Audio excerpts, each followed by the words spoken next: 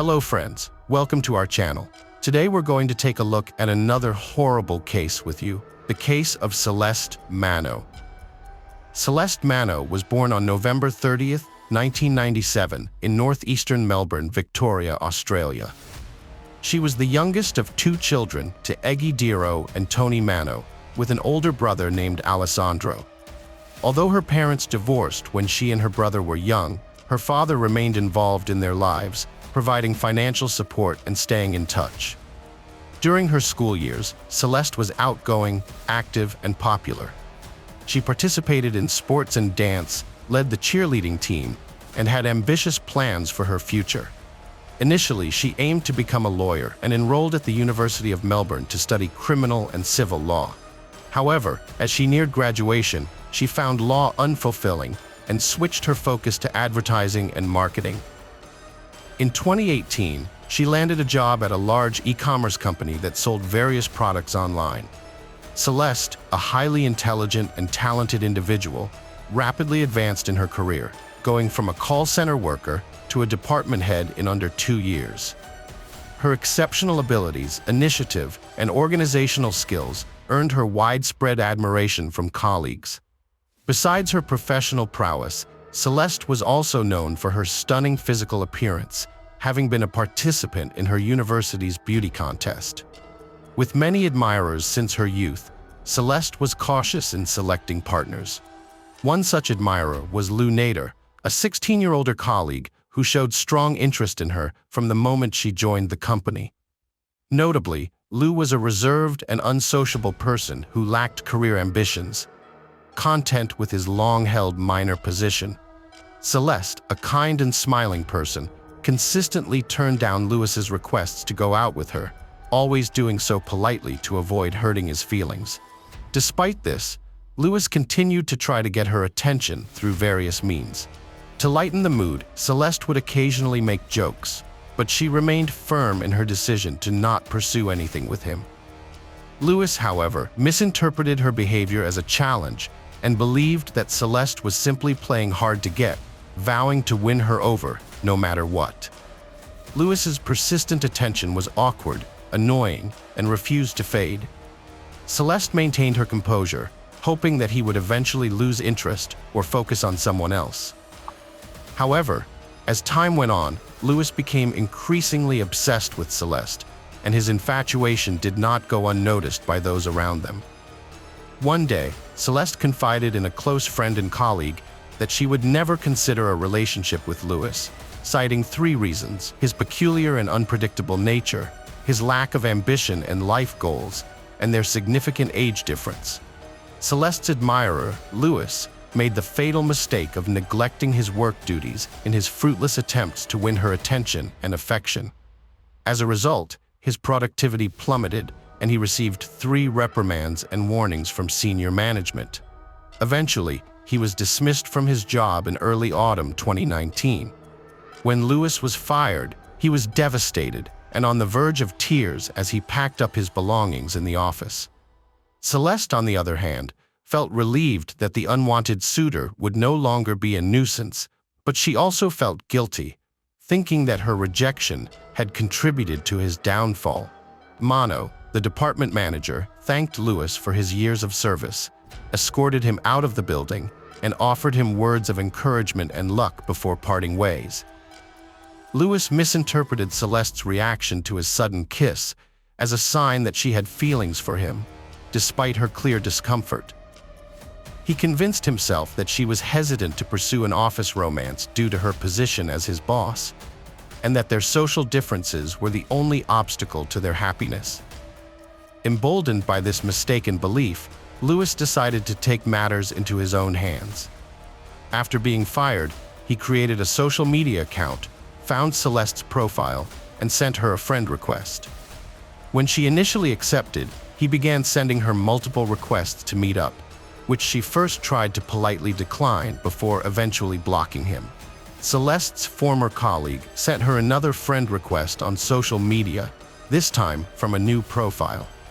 Despite her attempts to ignore him, he began commenting on her photos, complimenting her appearance and suggesting they would make a great couple.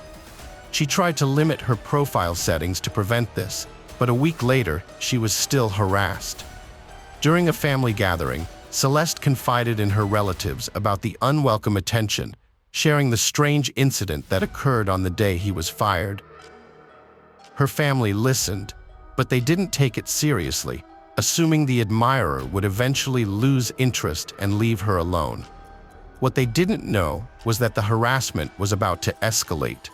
Although Lou didn't have Celeste's personal phone number, she started receiving romantic messages from an unknown number. She knew exactly who was behind them. The unwanted admirer sent her romantic poems, admired her beauty, and continued to try to convince her to go out with him. Manno received repetitive calls from her stalker, and she decided to answer once to have a direct conversation with him. She explained that there was no possibility of a relationship between them and asked him to stop contacting her. However, the stalker ignored her words and instead complimented her voice, expressing his happiness that she had finally answered his call. After this incident, Manno tried to block his number, but the stalker continued to harass her by calling from different numbers. This pattern of harassment persisted for months, during which Manno attempted to ignore him by blocking his numbers and fake social media profiles and not responding to his messages. She tried to maintain her daily routine, but the stalker's messages continued, transitioning from romantic to bold and threatening in nature. Eventually, the stalker's messages evolved from requests to demands, as he insisted on meeting Manno and sharing his delusional fantasies about what he would do to her. Celeste's situation took a dark turn when she discovered that her stalker, Lewis, had started following her from work to her home, learning her address. At first, she didn't realize that Lewis was physically present in her life, not just sending messages. She would occasionally catch glimpses of him near her home, but convinced herself it was just her imagination and paranoia. It wasn't until she finally acknowledged the truth that Lewis was indeed following her every move, driven by his obsessive behavior. Celeste then sought police protection, requesting a restraining order to keep the stalker away from her and her home. However, the police were uncooperative and dismissive of her concerns. According to them, Lewis hadn't broken any laws since writing poems and sharing explicit fantasies and messages wasn't illegal. Without concrete evidence of Lewis's stalking, the police brushed her off, telling her to leave the precinct and let them focus on catching real criminals. A restraining order was finally issued against Sako, prohibiting him from contacting Celeste in any way. At first, he respected the order and disappeared from her life for a few weeks, giving Celeste a sense of freedom and relief. However, her peace was short-lived. Less than a month later, she started receiving messages from unknown numbers. Sako was pleading and then demanding that she drop the restraining order, claiming it was interfering with their supposed romantic relationship. Celeste immediately reported these messages to the police, as Sako was violating the restraining order. As a result, he was fined and warned that further violations would lead to harsher consequences, including possible jail time. After this incident, Sako remained quiet for almost 2 months, leading Celeste to believe he had finally left her alone. During this time, Celeste met Chris Redale, a young man who shared her interests, values, and goals. They quickly formed a romantic connection. Celeste opened up to her new boyfriend, Chris, about the harassment she had suffered at the hands of a former admirer. Although it had been over a month since she last heard from him, she still felt anxious about the situation. Chris was supportive and reassuring, doing everything he could to make her feel safe and cared for. As their relationship progressed, Celeste felt comfortable enough to introduce Chris to her family at a dinner gathering in early November. Her family welcomed him with open arms, and her mother even joked that Celeste was now in good hands. The next few weeks were peaceful, with no signs of the former admirer. Celeste was happy and carefree, spending all her free time with Chris. On November 15, 2020, the couple went on a date to a cafe where they enjoyed each other's company and decided to capture the moment by taking a selfie. The photo of the couple turned out to be very romantic, showing them sitting together, embracing and smiling happily. Celeste was so fond of this picture that she decided to use it as her social media profile picture, also wanting to share the news of her new relationship and indicate that things were getting serious. Chris also shared the photo on his page, accompanied by a heartfelt caption expressing his love for Celeste and his desire to keep her happy. However, this outing would be the couple's last. Tragedy struck on the evening of their last date. After Chris dropped Celeste off at her home, they said their goodbyes and planned to meet again the next day. Celeste spent about an hour chatting with her mother in the kitchen about her boyfriend before going to bed, as she had to wake up early for work the next morning. But on November 16, 2020, around 4 a.m., disaster struck when Eggy was awakened by the sound of breaking glass. Eggy was awoken by suspicious noises, followed by banging, screams, and commotion. At first, she thought the sounds were coming from outside, but soon realized they were inside her house.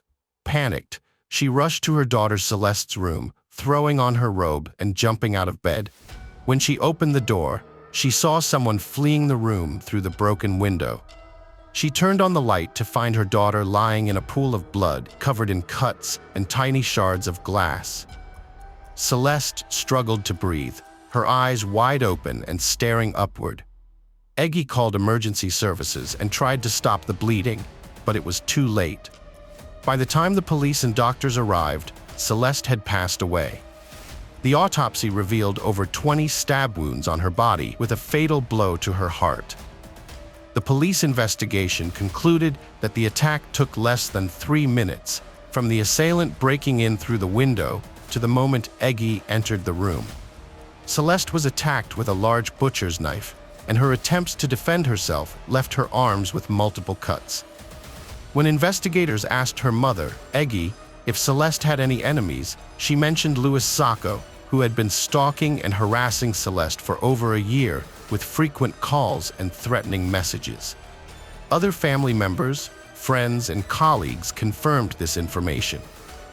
At the crime scene, the attacker left behind a large number of bloody fingerprints and DNA evidence on a fence he jumped over while fleeing, which also indicated that he had injured his hand.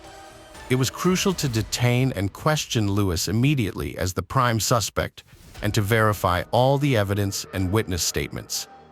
Lewis was arrested on the same day, but he initially denied any involvement, claiming that he loved Celeste and would never harm her. However, forensic results soon confirmed that the bloody fingerprints found in Celeste's room and on the fence belonged to Lewis. Additionally, law enforcement discovered that Lewis had violated a restraining order, preventing him from approaching Celeste. Furthermore, surveillance footage showed that Lewis had purchased a hammer and a large knife at a local hardware store on the evening before the attack. Lewis committed a horrific crime. He used a hammer to break into a woman's house through her window and then fatally attacked her with a knife. Lewis bought a knife and a hammer and then waited until nighttime to carry out his attack on Celeste's home. His actions seemed deliberate and premeditated, yet his behavior was also erratic, raising questions about his mental health. Notably, the 39-year-old man had never been married, still lived with his parents, had few friends, and struggled to hold down a job. Lewis was a nervous and introverted individual who struggled with social interactions. He also had a biological brother who was currently serving a long prison sentence for a crime. As a result, the court ordered a forensic psychiatric evaluation for Lewis. His attorney argued that instead of imprisonment, Lewis needed specialized treatment to address his mental health issues, which required professional attention. The victim's family was outraged by the argument that the criminal, Lewis, might avoid punishment by claiming insanity.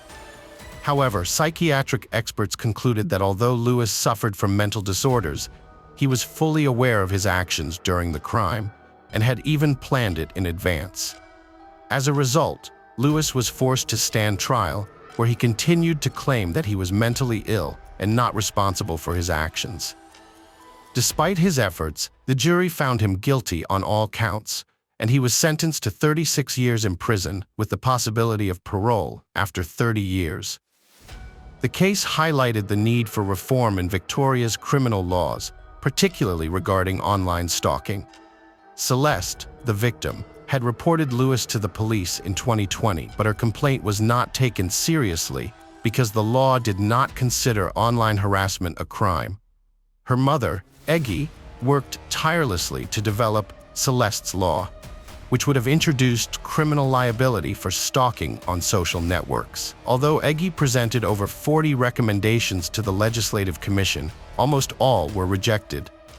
Research showed that most online stalkers do not escalate their behavior, and the resulting amendments only restricted access to confidential social media information and allowed restraining orders in severe cases. Unfortunately, stalkers still faced no criminal liability, and Celeste's law was never enacted. Hello friends, welcome to our channel. Today we're going to take a look at another horrible case with you, the case of Paula Salazar. Paula Salazar was born on September 6, 2015, in Venezuela to Andrina Bermudos Millian from Matarina, Monagas, and Leonardo Salazar from Tucupito, Delta Amacuro. In 2016, Paula's parents decided to move to Ecuador with their one-year-old daughter, seeking a better life.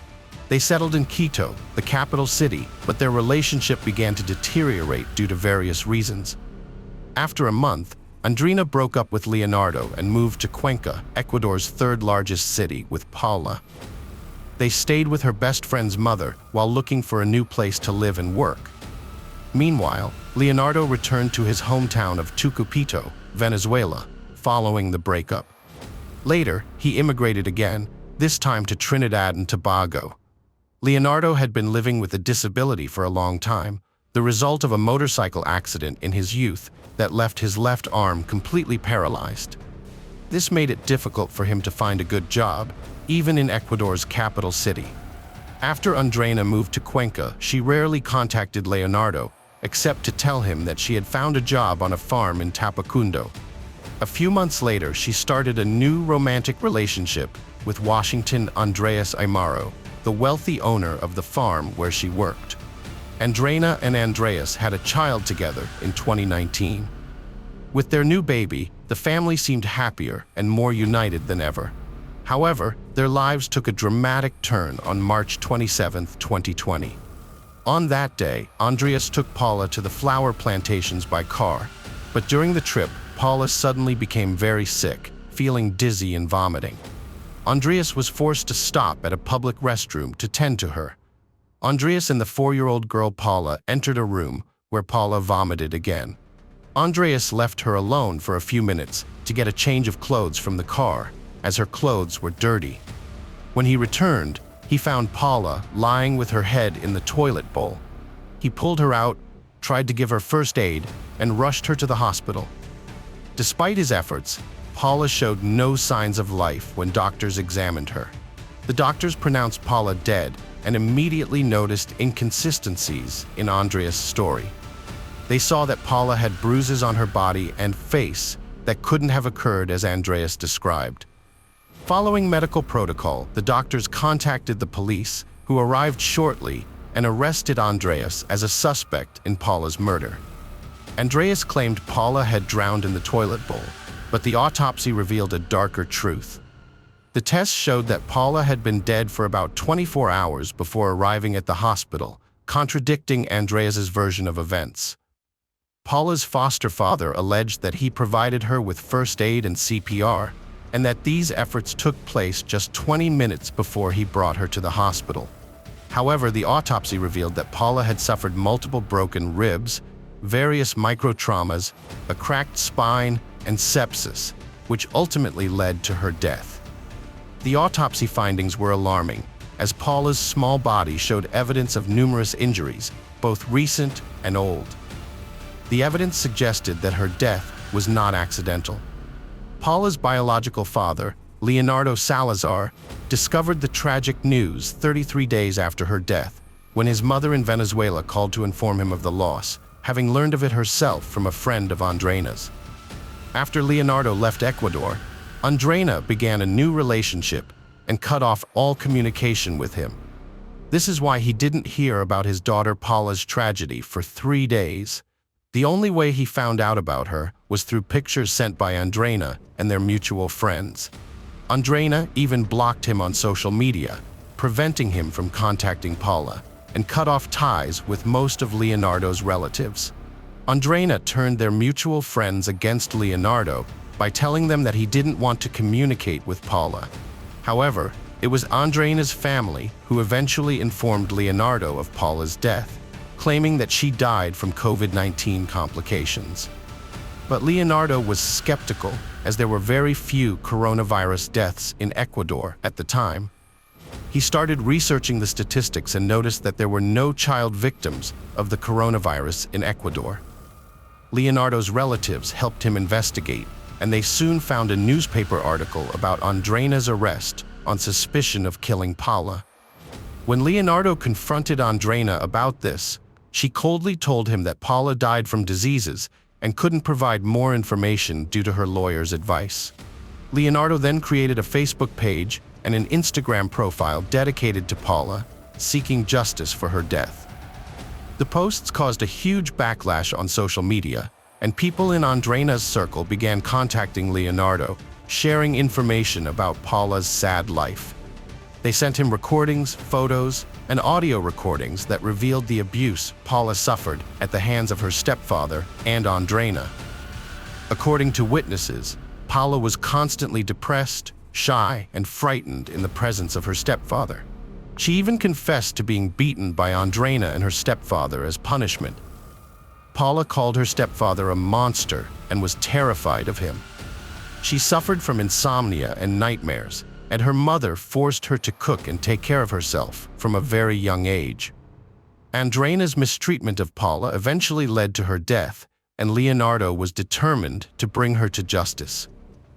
At the preschool Paula attended, she constantly complained of leg and back pain, and often said she couldn't walk. The teachers also noticed bruises on her body. They took her to the health center for an examination, and the doctors concluded that Paula was being mistreated by her family. The teachers then reported the abuse to a special police organization, which launched an investigation. As a result, Paula was temporarily placed in the care of her uncle, Andreina's brother, on October 16, 2019, while the investigation continued. A hearing was scheduled for December 4, 2019, but the teachers who were supposed to testify failed to show up. The hearing was rescheduled for February 27, 2020, but again, the teachers didn't appear. Without their testimony, the court had to drop the charges against Paula's parents, and she was returned to her mother on March 27. Tragically, Paula died soon after.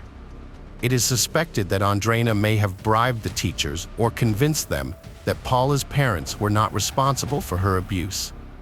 After Paula's death, Andreina was placed in protective custody, but she appealed this decision. At a hearing on June 12, 2020, the judge set a restraining order and released Andreina to house arrest. Meanwhile, Paula's father, Leonardo, was campaigning on social media and raising funds to travel from Trinidad and Tobago to Ecuador to file a complaint against Andreina. With the help of 2 Ecuadorian lawyers, Oswaldo and Alejandro, Leonardo was able to travel to Ecuador and file a complaint against Andreina. Leonardo's journey was extremely difficult due to closed borders and restricted travel. He had to take a raft, cross treacherous terrain, and use private transfers to reach Ecuador. On June 30th, he arrived in Quito and met with a lawyer to file his complaint. On July 6, 2020, Andreina was charged with Paula's murder, and the court ruled that she could remain under house arrest, reporting to justice twice a week.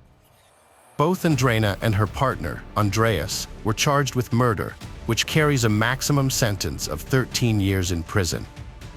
In November 2020, a hearing was held to set a trial date. During the hearing, Leonardo's lawyer expressed concern that Andreina might escape, given her previous suicide attempt. They requested that Andreina be fitted with an electronic monitoring bracelet, which the judge granted. A hearing was held on November 16th to reassess previous decisions. Although this process slowed down the trial, the judge managed to set a date for December. Despite limited media coverage, information about the trial of Andreas and Andreina spread through social media. The trial began on January 14, 2021, but a decision on Andreina's alternative imprisonment options had not been made, and Andreas was still being held at the Regional Detention Center. The trial was held in private, without media representatives present. Some participants joined via video link. The doctor who performed the autopsy on Paula revealed disturbing details. Paula had undergone extensive spinal reconstruction, had broken ribs that had healed on their own, and had signs of previous injuries. The autopsy also showed that Paula had nail stigmata, a condition where nails grow into the skin, as well as facial and bodily bruises and scratches, fluid buildup in her lungs, head scars, and intestinal lacerations. The assessment found that Paula's later injuries led to an infection, which gradually worsened into sepsis and ultimately caused her death. The autopsy report revealed that Paula had been dead for around 24 hours by the time Andreas took her to the hospital. The extent of her internal and external injuries shockingly demonstrated the extreme cruelty she suffered and the gross neglect by her guardians, who had never sought medical attention for her. Additionally, Paula was severely malnourished, underweight, and small for her age, with deficiencies in essential minerals and nutrients. In an attempt to downplay her role in Paula's abuse, her mother, Andreina, claimed that Paula had psychological problems, implying that the child's injuries were self-inflicted as a way to seek attention. The girl's mother testified that after her brother's birth, Paula felt neglected, stopped sleeping at night, and tried to control everyone by crying. Contrary to the decision of the authorities, Paula continued to live with her parents in October 2019, only spending a few nights at her uncle's house. This failed arrangement was linked to the abuse Paula suffered, which began in 2017, shortly after Leonardo left Ecuador. The mistreatment likely started when Andreina began a relationship with Andreas. More than 40 witnesses testified in court, confirming that Paula was a victim of abuse for at least 3 years of her short life. At the final court hearing, Andreina took full responsibility for abusing Paula, claiming she alone was responsible for the child's injuries. She admitted to physically punishing Paula with a belt and her fists. By doing so, Andreina attempted to exonerate her partner, stating he was innocent and had no involvement in the abuse. Andreina also revealed that she punished Paula because the child's presence was causing problems in her new relationship. She feared that if she broke up with her new husband, she would lose financial stability and be forced back onto the streets. As a result, caring for Paula was her lowest priority. After learning about Paula's background, the judges were concerned about the well-being of the couple's newborn son, but it's clear that he was not abused like Paula was. Andreas has consistently exercised his right to remain silent, making no statements about the incident since his arrest. By February 3, 2021, Paula's trial had concluded and the couple was sentenced. Both were found guilty of murdering the girl with a maximum sentence of 13 years. The original attorneys and the prosecution demanded the maximum punishment, but the chief judge considered an aggravating factor. Paula's age, just 4 years old, made her vulnerable and unable to defend herself. As a result, the judge sentenced Andreina and Andreas to 17 years and 4 months in prison. Under Ecuadorian law, the convicted couple had 3 days to appeal the verdict, which they were expected to do immediately. Although Andreina received a 17-year sentence, she remained on house arrest and didn't go to jail, as she exercised her right to appeal. Now a higher court must confirm her sentence for incarceration. She is still cooperating with the authorities, following the original guidelines. However, Andreas was arrested when he arrived at the hospital with a deceased girl. The fact that Andreina remains at large is causing widespread outrage and anger, particularly for Leonardo, who is concerned that she might use this opportunity to evade justice. Hello friends, welcome to our channel. Today we're going to take a look at another horrible case with you. On the morning of October 26, 1997, a Sunday at around 10:30 a.m., the body of a woman was found by 3 school children washed up on the shore of the River Humber. Her body had been placed in the river at a site accessed via a street called Brickyard Lane. She was naked from the waist down, except for part of her tights and a boot, which were both still on her feet. The body was identified as that of Samantha Class, who was only 29 years old at the time of her death. She was a mother of 3 and a much-loved daughter to her own mother. Samantha had been working as a prostitute the previous evening. Police investigated Gary Arthur Allen was born 27th of September 1973. He claimed that he was with Samantha the day she was murdered. Allen told police that during the night of October 25th, he picked up Samantha Class on Porter Street in Hull City Center in his Ford Escort. He had agreed to pay her £30 for full sexual intercourse. He said he had driven to an area near Walker Street, which is also in Hull, and had sex with Samantha in his car. He claimed that the condom he had been using split, and Samantha had become angry. After putting her stockings and underwear back on, she left his vehicle and walked off. He claimed that the two of them had no further problems. He said he did not hurt her. However, the day after the crime, Allen took some rather suspicious actions that could be seen as an attempt to cover up potentially incriminating evidence. In particular, he decided to get rid of his vehicle. At first, he claimed that he did this because he was frightened after seeing a news report that a woman he had been with the previous day was dead. However, it is unclear if this claim can be verified, as there is evidence to suggest that Allen took the initial steps to dispose of his car before the first news stories about Sam's death had been broadcast on television. 2 days after Samantha's body was discovered in the river, on the 28th of October, Allen sold his car to scrap dealers for £25. Notably, the car had only been registered a month earlier, on the 3rd of October, and he had bought it for £50. This raises the question of why he was in such a hurry to get rid of the vehicle. Evidence suggested that Sam's body had been dragged from a car to the location where it was found in the water. The cause of death was strangulation by a ligature. 33 injuries or groups of injuries were noted. 1 injury to the arm was consistent with infliction by the tire of a car, suggesting she had been driven over by one. Additionally, massive internal injuries were noted. The pathologist, Dr. Ruddy, concluded that Samantha had been the victim of a blunt force assault, following which she was strangled to death and then run over. Dr. Ruddy estimated that the time of death was possibly prior to midnight on the 26th of October, but it may have been later.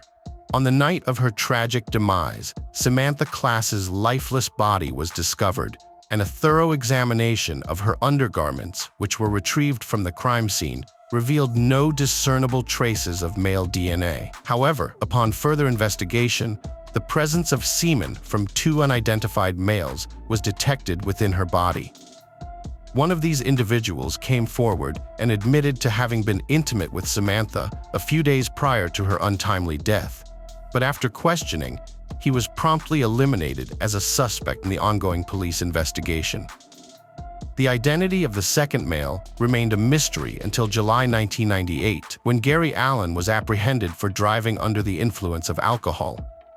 It was during this arrest that Allen's DNA was collected and subsequently entered into the police database. Upon comparing the DNA evidence, it was determined that Allen's genetic profile was a match to the second set of semen found on Samantha's body. According to the expert opinion of the forensic scientist assigned to the case, it was concluded that Samantha's undergarments had not been put back on her body following the most recent sexual encounter. Moreover, it was discovered that Allen was well acquainted with the specific location where Samantha's body was found, as he had previously resided on Brickyard Lane with his aunt when he was just 16 years old. Despite the compelling evidence linking Allen to the crime scene, a crucial piece of evidence in the form of the vehicle present at the time of the murder was not available for examination. Nonetheless, the police were confident that they had apprehended the right suspect. And on November 17, 1998, Gary Allen was formally arrested and charged with the murder of Samantha Class. Over the course of the investigation, Allen was subjected to 5 separate interviews with the police as they built a case against him. Eventually, Allen conceded that he had indeed picked up Samantha on the evening of her murder. However, despite this admission and the mounting evidence pointing to his guilt, the jury was not entirely convinced beyond a reasonable doubt that they could convict Allen of the crime. Throughout the trial, Allen was accused of lying and deceiving the court, and apparently, he did so quite effectively. In January 2000, Gary Allen was acquitted of the murder of Samantha Class, leaving her family and loved ones without the closure and justice they so desperately sought. Local press commentary at the time of the crime described Allen as a psychopath with a dangerous aversion to women. Similarly, a book on sex work and violence in the UK quoted experts who warned that Allen would attack as soon as he was asked for money. Unfortunately, this accurate assessment proved true in the following years. In the month of February, Allen relocated from his residence in the northern region of England to the city of Plymouth, situated in the southern part of the country. Not long after Allen had settled into his new surroundings, 2 vicious attacks took place in Plymouth, one occurring in March and the other following in April. These brutal assaults bore striking similarities to the tragic fate that befell Samantha Class, as they targeted female individuals engaged in sex work and involved the horrific act of strangulation. The first of these heinous crimes transpired on the 29th day of March, a mere 35 days after Allen had been exonerated of any wrongdoing in the murder of Samantha. On that fateful day, Allen approached a woman who was working as a sex worker in Plymouth at the time. He expressed his desire for oral sex, to which she consented. However, once the two had relocated to a more secluded location, Allen suddenly and violently seized the woman by her neck, applying a crushing force to her throat, while simultaneously pulling her down to the ground with his hand, leaving her utterly helpless and gasping for air. He insisted that he should not have to pay for any sexual services rendered. In a fit of rage, he forcefully struck her on the head with his closed fist, then proceeded to restrain her on the ground by pinning her down with his body weight. As she lay there helpless, he forcibly shoved his hand into her mouth, causing her to gag and choke. Throughout this brutal assault, he repeatedly berated her, calling her vile names and telling her that she was the lowest form of life on the planet, the very scum of the earth. This savage and terrifying attack only came to an end when a passerby happened to interrupt, causing Allen to flee the scene. The woman was left traumatized, with visible injuries including trauma to the inside of her mouth, dark bruises on her body, and deep scratches marring her face. A couple of weeks later, again in Plymouth, he approached a second woman working as a prostitute in the city's red light district. When she requested payment up front, he put his arm around her neck and squeezed her throat with the crook of his elbow. He then dragged her backwards, put his hand over her mouth.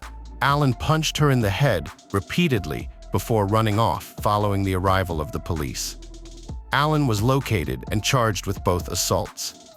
On September 21st, he was convicted of indecent assault and assault occasioning actual bodily harm, and on December 8th of the same year, he was sentenced to 5 years and 6 months imprisonment with an extended license period of 4 years and 6 months. Allen was released on license twice, a form of release in England similar to parole, where a prison sentence is shortened and the individual is released with certain restrictions imposed on their movements and behavior.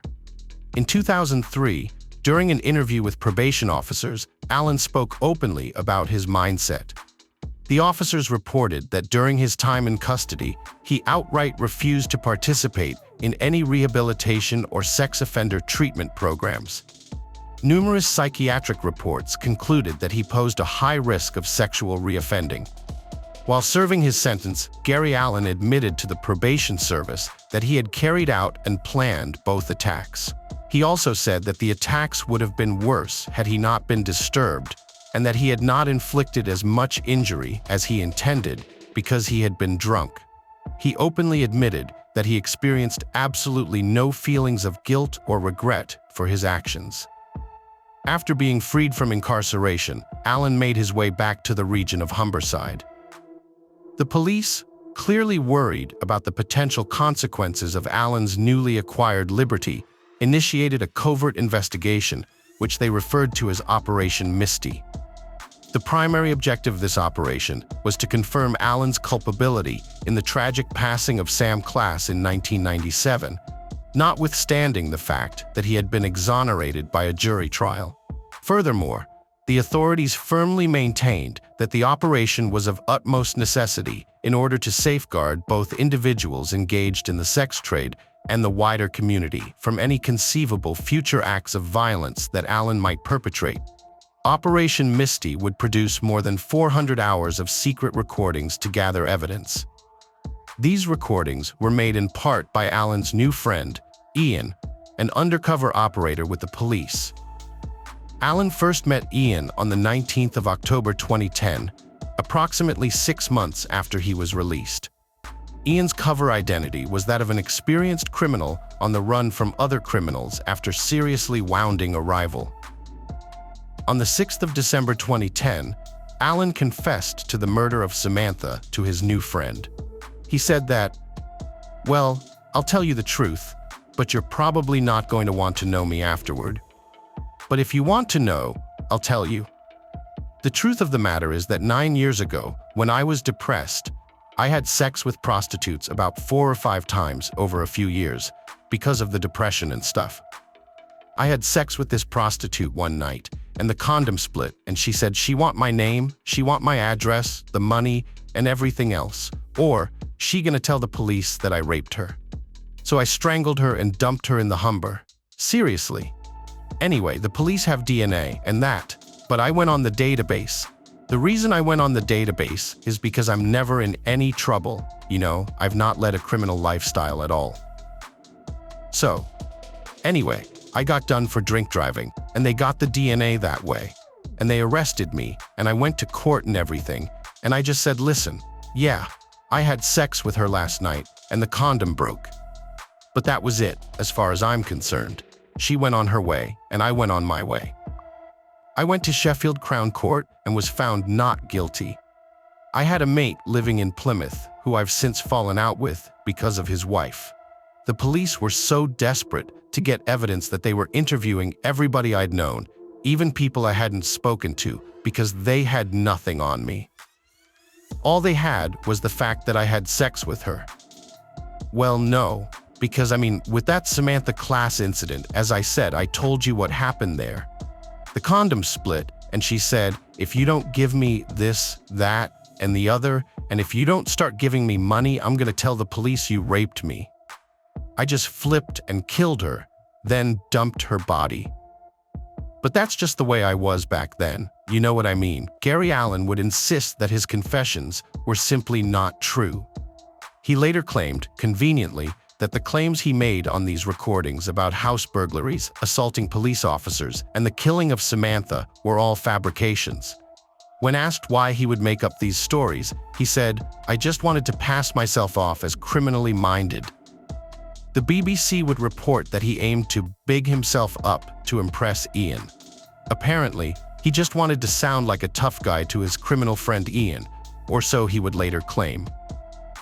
It is somewhat unbelievable, given this series of events, that Gary Allen found himself a free man during Christmas time of 2018. At this time, Allen was living in Rotherham, which is a large town in South Yorkshire. It was there that he would meet Elena Grilikova. Allen was now 45 years old, and Elena was 38 and from Slovakia. She had moved to South Yorkshire in 2008 with her husband and 4 children, who were between the ages of 12 and 19. Elena was at a very low point in her life, having separated from her family, drinking excessively and taking drugs. To support her addiction, she had turned to prostitution, trading sexual favors with various men in exchange for alcohol, cash, and even a place to stay. They first encountered each other in the summer of 2018, and she subsequently made multiple visits to his apartment. Alan engaged in sexual activities with her and provided her with alcohol and other items. Elena was last seen alive late on the evening of December 26th, the same day she had shown up at Alan's apartment unannounced, much to his displeasure. The ensuing dispute was captured on audio. More than 3 months later, in April 2019, Elena's body was found in a stream in Rotherham. She was partially buried and unclothed. Her head had been forced into an unnaturally extended position, and her genital region was visible. Gravel or grit had been placed over parts of her body along with some stones. Alan had attempted to cover and hide the body from being discovered. The investigation revealed that he had visited the location where the body was left twice in the 3 months prior to its discovery. When Elena's body was found, it was highly decomposed. However, after a thorough examination by the pathologist Dr. Carter, it was evident that Elena had also died from a neck injury. She had been strangled, just like Samantha Class. Alan was arrested and was set to face trial for Elena's murder. As the trial date approached, prosecutors took action to finally seek justice for Sam as well. They argued to the Court of Appeals that Alan's previous acquittal should be overturned and that a retrial should be ordered for Gary Allen for the death of Samantha Class alongside Elena Grelikova. However, it raises a question. Since Alan had already been tried the Sam Class case and was acquitted, is it appropriate for prosecutors to request a retrial? In the United States, the Double Jeopardy Clause of the Fifth Amendment is intended to safeguard citizens from their government, alongside other amendments to the U.S. Constitution that protect individual rights. Basically, when prosecuting criminal cases, the government generally has greater power and access to better resources than a typical defendant. Double jeopardy prevents the government from using this power to harass a citizen through multiple proceedings and trials for the same offense. But what about a man like Gary Allen? He was a violent misogynist who refused opportunities to rehabilitate, repeatedly reoffended, and brutally attacked vulnerable women without restraint or remorse over a period of decades. The law in England relating to double jeopardy was amended in 2003.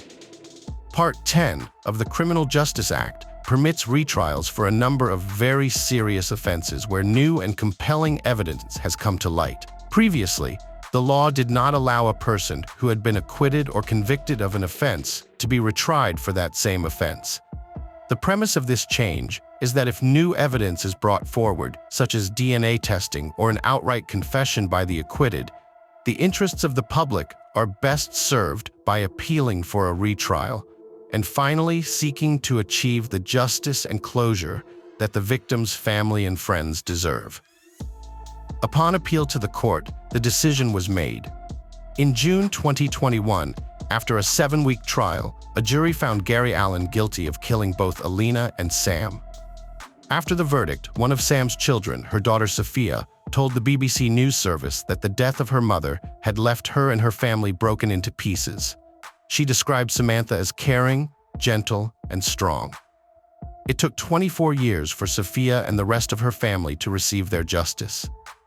At Allen's sentencing, the judge highlighted the grief caused by the crimes.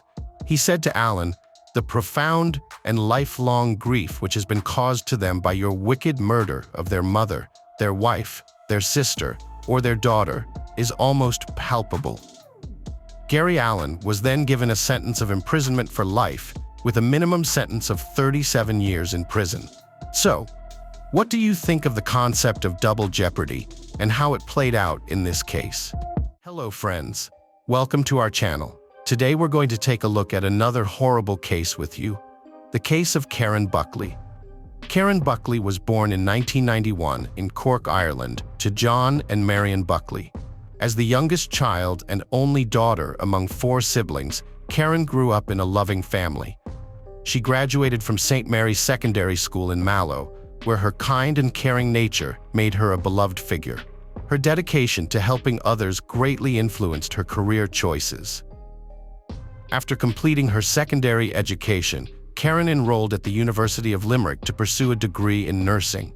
However, her fascination with occupational therapy led her to Glasgow, Scotland, where she began studying for a master's degree at Caledonian University. Karen moved to Glasgow in January 2015 and shared an apartment with 3 fellow students, all new to the city. On April 11, 2015, Karen and her flatmates visited a nightclub about 2 kilometers from their home. They arrived around 11:45 p.m. and had a great time. At around 1 a.m., Karen excused herself to use the restroom, telling her friends she would return shortly. She took her purse, but left her jacket at the table where the group was sitting. While Karen was away, her friends continued to enjoy themselves. At some point, it dawned on Karen's friends that she had been absent for too long and should have returned by then, but there was no sign of her. They searched the club thoroughly, but Karen was nowhere to be found. They tried to contact her via phone, but all attempts were unsuccessful. Her friends, who had accompanied her to the club, thought she might have gone home, despite finding it strange that she didn't say goodbye and left her jacket behind. However, when they returned home, they realized their assumptions were incorrect. Karen wasn't there either. The only explanation that occurred to them was that she might have met someone at the club and left with him. This thought lingered in their minds as they went to bed. The next day around noon, Karen's neighbors were surprised to find that she still hadn't returned home. Another attempt to reach her by phone yielded no results. Karen didn't respond to social media messages and didn't log into her accounts. Although Karen's friends had only known her for a few months, they were aware that this behavior was uncharacteristic of her. They didn't try to come up with alternative explanations to reassure themselves. Instead, they went to the police and reported her disappearance, also informing the Buckley family of the situation. The Scottish police promptly launched a search for Karen after her disappearance. Her case was publicized in the press and on television, and her parents made a heartfelt appeal to anyone with information about their daughter's whereabouts to come forward and contact the police. In the meantime, detectives scrutinized footage from cameras at the nightclub where Karen was last seen. The footage revealed that Karen had interacted with an unknown man. Within 36 hours of her disappearance on April 13th, the police identified the mystery man and brought him in for questioning. The young man, 21-year-old Alexander Pacteau, admitted to meeting Karen that night and taking her back to his apartment on Dorchester Avenue, approximately 3 kilometers from the club. He also disclosed that they had been sexually intimate.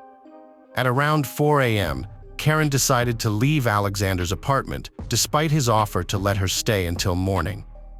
Alexander told the police that during their intimate encounter, Karen had accidentally hit her head on the corner of the bed, causing an injury and leaving marks on the sheets. The police reacted with mixed emotions to this information. On one hand, Alexander seemed to be trying to be honest, but on the other hand, it appeared as though he was trying to get ahead of the story and explain what the police might find if they searched his apartment. On the same day, April 13th, a man contacted the police to report that he had discovered a woman's purse. After investigating, it turned out that he had found it in the park near Alexander's apartment, and it belonged to Karen.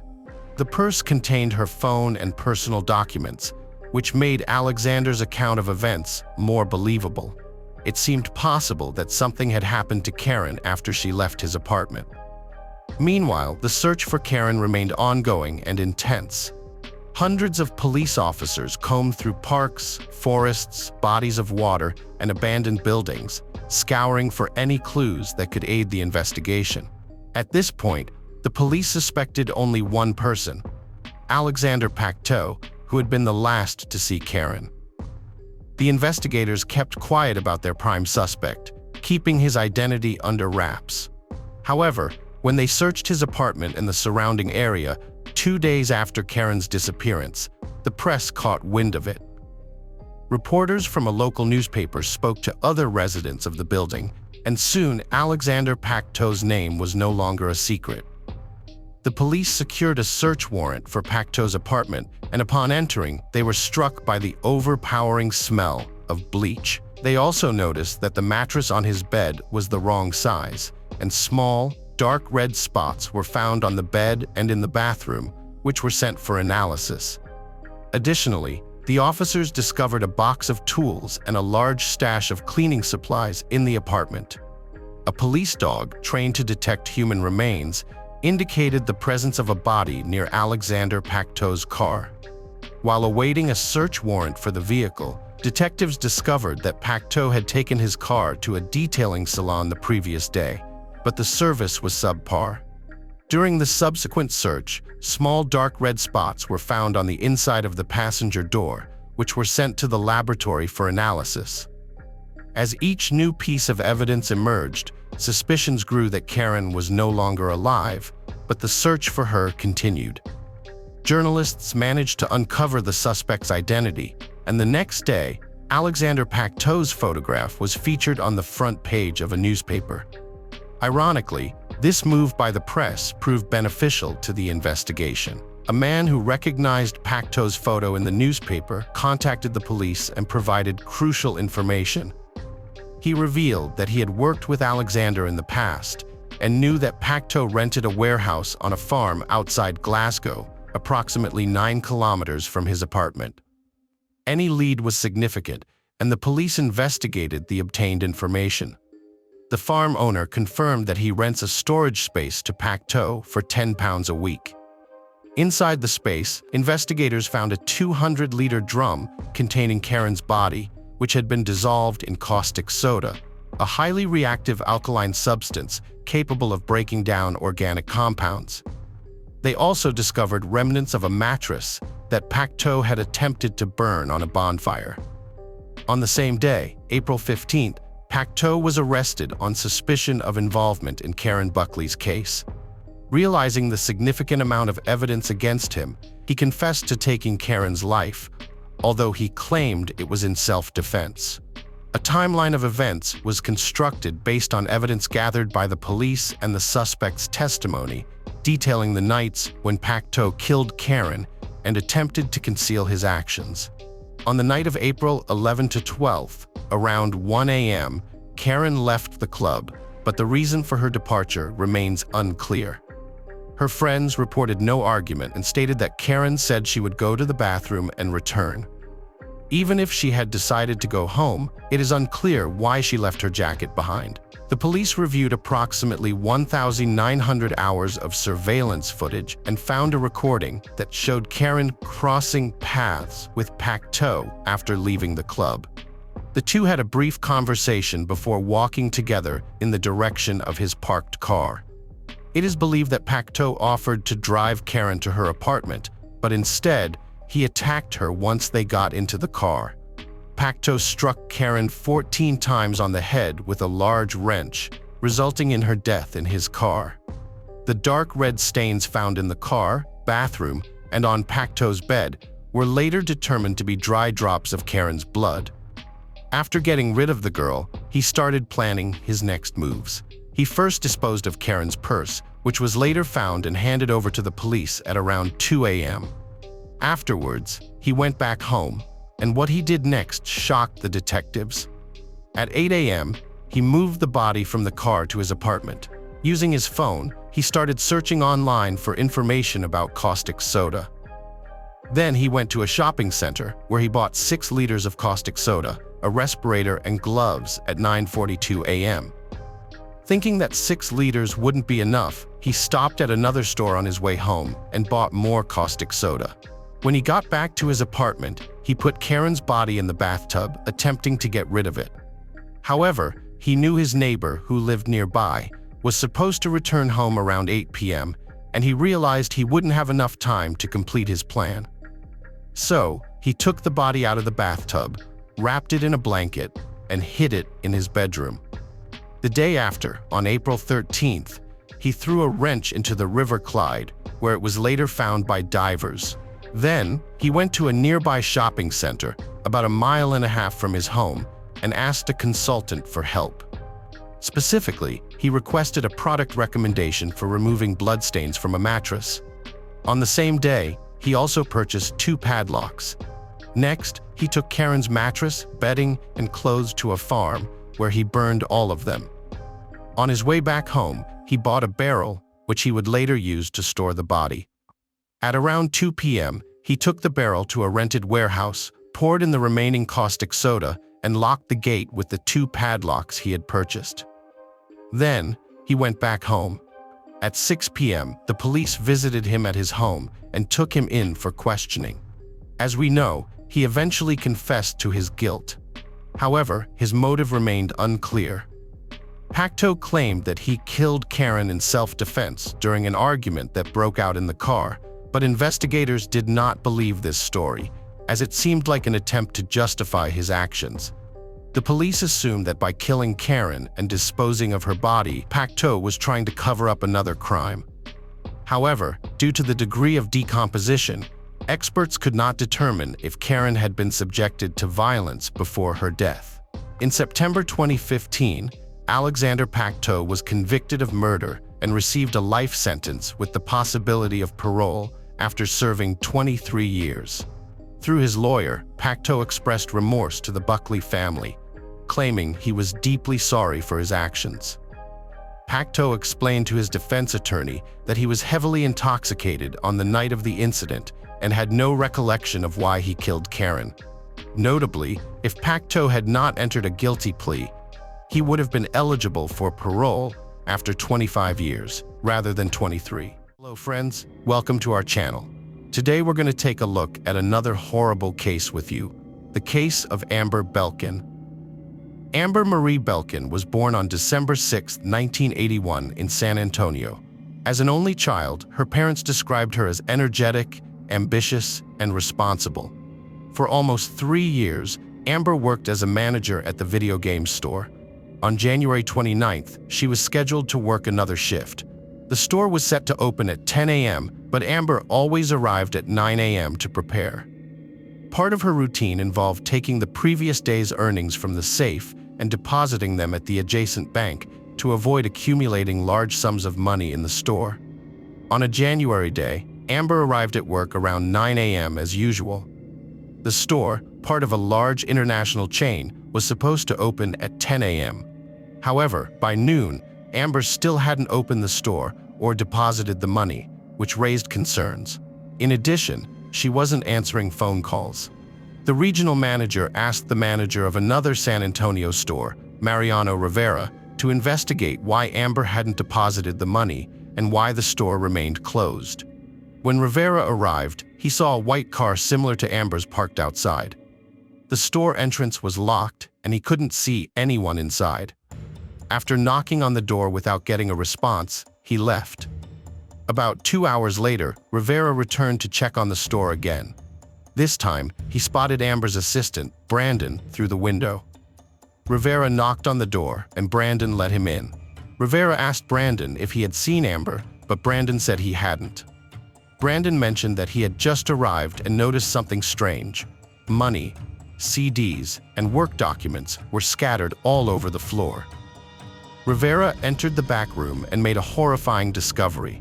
The lifeless body of Amber lay on the floor, face down, with a plastic bag over her head.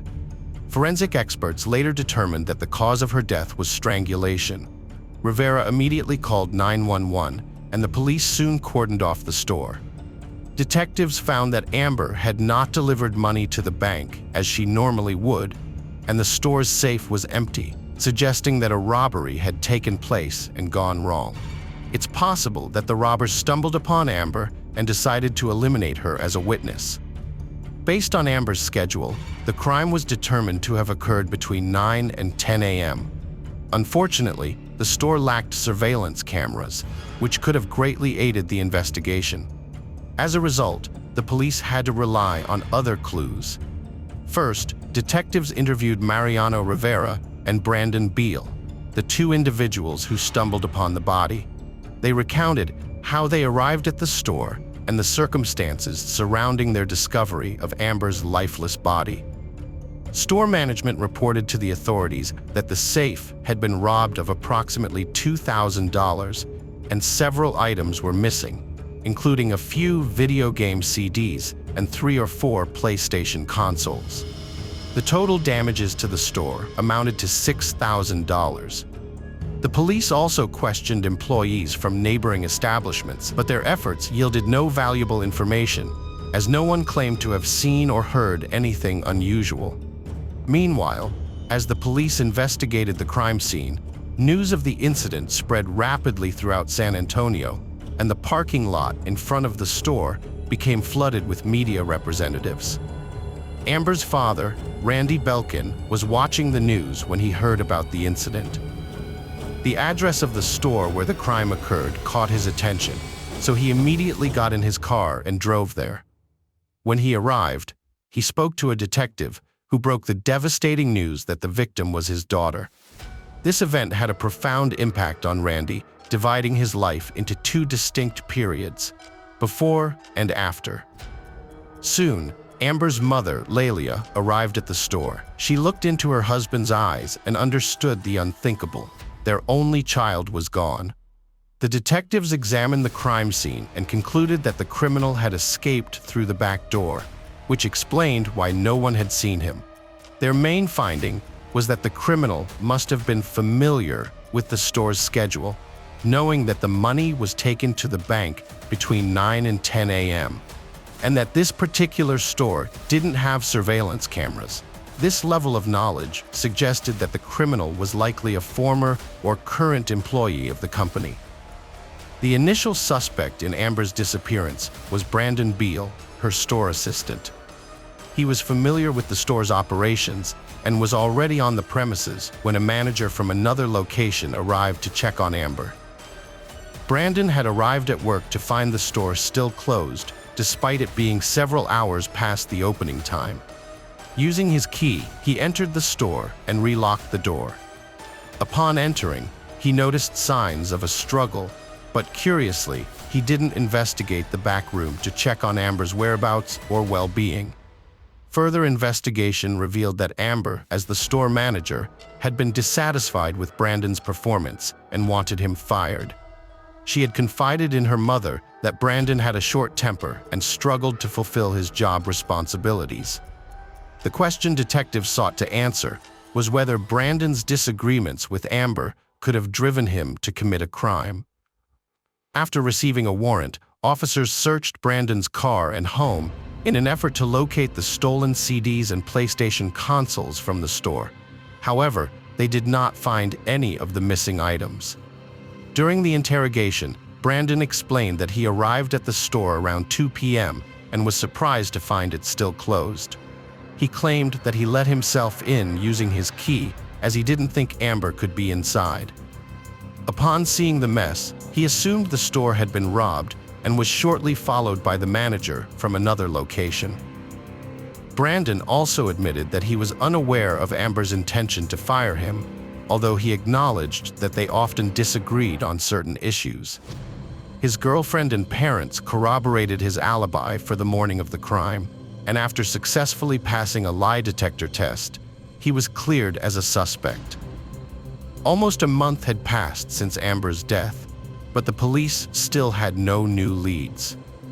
The detectives were worried that the case would go cold.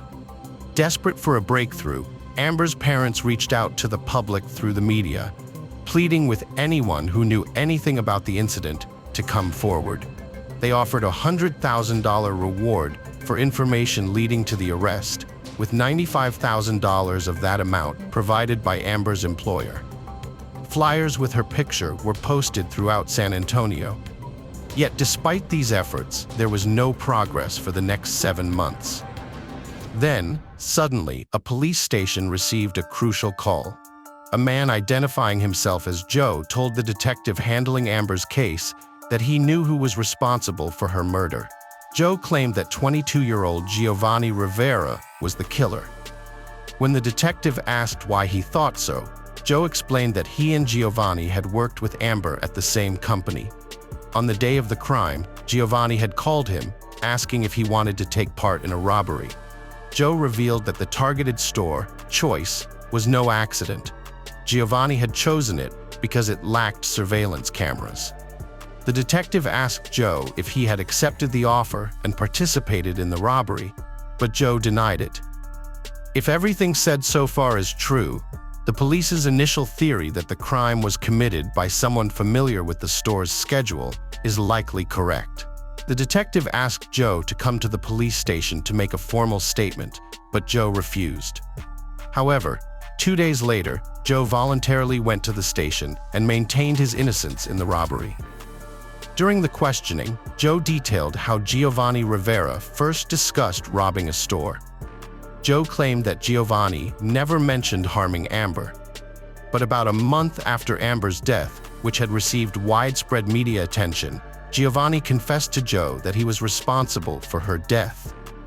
Joe explained that he didn't immediately report Giovanni because he feared for his safety.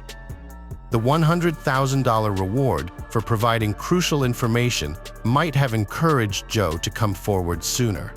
Joe claimed that his growing sense of guilt eventually outweighed his fear, prompting him to contact the police.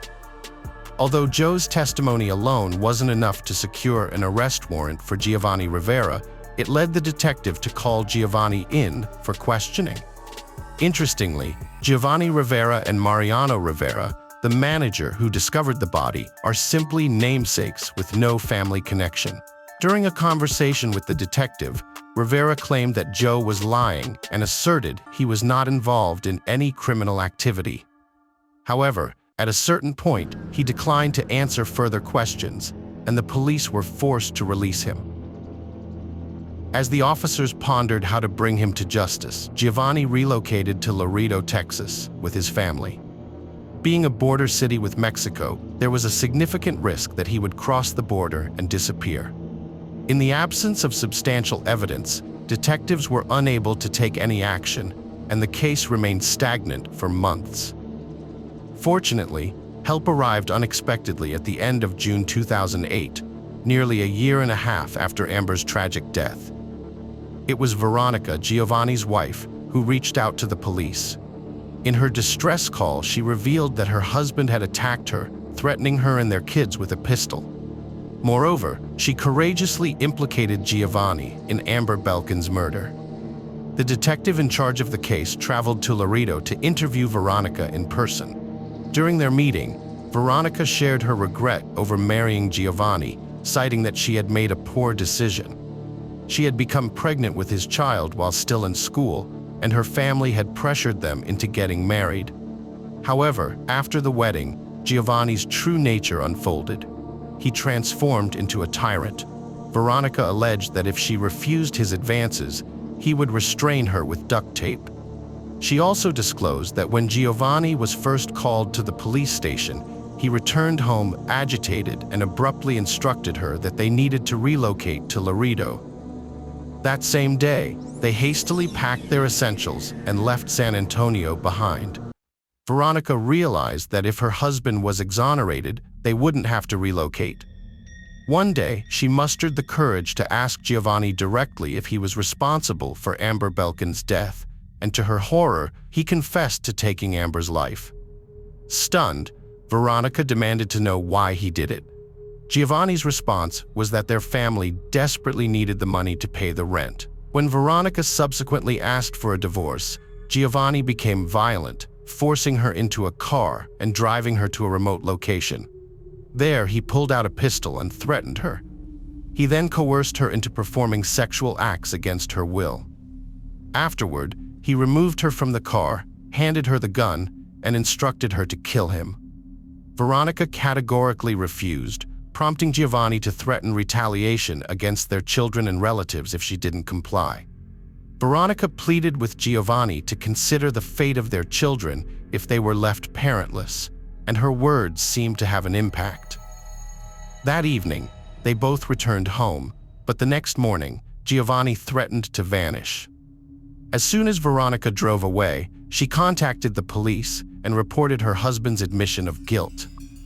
The authorities obtained an arrest warrant for Giovanni, but he managed to escape across the border into Mexico. It took 6 weeks of searching, before he was finally apprehended at a relative's residence. The Mexican authorities agreed to hand him over to the U.S., but only on the condition that the prosecutors would not seek the death penalty. During questioning, Giovanni confessed to the murder of Amber Belkin. He explained that as soon as Amber opened the store door, he followed her, wearing gloves and a mask. Amber recognized him, and he told her he was in financial trouble and needed money. He forced her to open the safe, and when she attempted to reach the phone, he bound her hands with duct tape.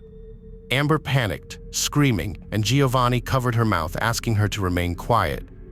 Realizing he had gone too far, he placed a plastic bag over her head, asphyxiating her until she stopped breathing. He then stole the money, some CDs, and PlayStation consoles before driving away. After a prolonged and challenging process, the district attorney's office finally agreed to a plea bargain. In April 2010, Giovanni Rivera was subsequently sentenced to life in prison, with the stipulation that he must serve at least 30 years behind bars before he can be considered for parole. Amber's loved ones and friends vowed to do everything within their power to guarantee that he remains incarcerated for the rest of his life. Hello friends, welcome to our channel. Today we're going to take a look at another horrible case with you. The case of Sherry Papapini. Sherry and Keith first met in middle school, when Keith was in 7th grade and Sherry was in 8th. They shared their first kiss, and their friendship quickly blossomed into a close bond that lasted throughout their teenage years. However, as they grew older, they eventually lost touch and went their separate ways. Years later, Sherry had moved on with her life and got married to another man in 2006. However, the marriage was short-lived and ended in divorce after just 2 years. After her divorce, Sherry found herself single once again, unaware that fate was about to bring her and Keith back together. One day, Sherry unexpectedly ran into Keith, and the old spark was instantly rekindled. The time they had spent apart had brought them both growth and maturity, and they quickly realized just how much they had missed each other. They decided to give their love another chance and arranged a date, from which their connection continued to grow stronger with each passing day. Within a year of rekindling their romance, Keith and Sherry knew they were meant to be together. They got married in 2009 and started a family, having 2 children. They settled in Redding, California, where Sherry became a stay-at-home mom after quitting her job in telecommunications, while Keith continued to work at Best Buy as a member of the Geek Squad. The Papapini family appeared to have the perfect life, but on November 2nd, 2016, that illusion was shattered when Keith Papini came home to find his wife, Sherry, missing. Sherry's absence was unusual because she was always at home when Keith returned from work. At first, Keith thought she might have gone for a walk, but as time passed and she failed to return, he grew increasingly worried. He called the daycare center where their children attended school to see if Sherry had picked them up, but the school secretary told him she hadn't. Keith's concern for Sherry deepened, and he decided to use the Find My iPhone app on his phone to try to locate her. The app revealed that Sherry's phone was at the end of their driveway. Keith rushed outside and searched the area, only to find Sherry's phone lying on the ground with her headphones nearby. Most disturbingly, there were strands of hair tangled in the headphones. Keith immediately contacted the Shasta County Sheriff's Office, and they took Sherry's disappearance seriously from the start. The FBI was involved in the investigation from the beginning. Keith was resolute in his quest to raise awareness about Sherry's disappearance and begged for her safe return. He understood the significance of sharing Sherry's name and image with the public, so he collaborated with the media to garner support and aid in the search. The media played a crucial role in publicizing Sherry's story, and her picturesque appearance, with her blonde hair and blue eyes, captivated the nation. News outlets eagerly covered every aspect of her case, and her seemingly perfect life as a devoted wife and mother only added to the mystery surrounding her sudden vanishing. As news of Sherry's disappearance spread, the Shasta County Sheriff's Office received a flood of tips. Despite the numerous leads, however, none yielded any concrete results in the ongoing search for Sherry. As the investigation into Sherry's disappearance progressed, detectives scrutinized her phone records, searching for any leads. A thorough review of her messages revealed a contentious text exchange between Sherry and her husband, Keith, which had taken place several months earlier. The tone of this conversation sparked suspicion among the police, prompting them to consider the possibility that Keith might be implicated in Sherry's vanishing. Although Keith had now become a person of interest, he fully cooperated with the authorities, even offering to take a polygraph test in an effort to dispel any doubts about his involvement. The results of the polygraph examination ultimately cleared Keith of any suspicion. In addition to the text messages exchanged between Keith and Sherry, investigators discovered several texts on Sherry's phone from men who had used female names. Further examination suggested that Sherry was planning to leave Keith on November 10, 2016. The police located one of these men and questioned him about Sherry's whereabouts. According to the man, he had met Sherry 5 years earlier at a restaurant during a work conference she was attending. Although the man claimed he didn't know where Sherry was, he provided insight into her relationship with Keith. During the interview, the man revealed that Sherry held Keith in low regard and was afraid of him. He alleged that Keith was violent and abusive, often locking Sherry up in their home. After a man who knew Sherry accused her husband Keith of being abusive, the police launched an investigation to determine if the accusations were true.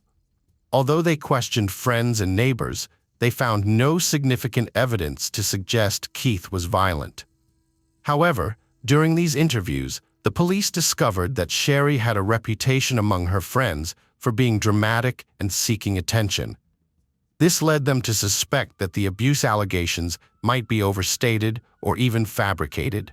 On Thanksgiving morning, November 24, 2016, just days after Sherry Papapini went missing, the police received a call at 4:32 a.m. The caller reported a woman in distress on the side of I-5, prompting the officers to rush to the scene. When they arrived, they found a woman bound with chains and zip ties.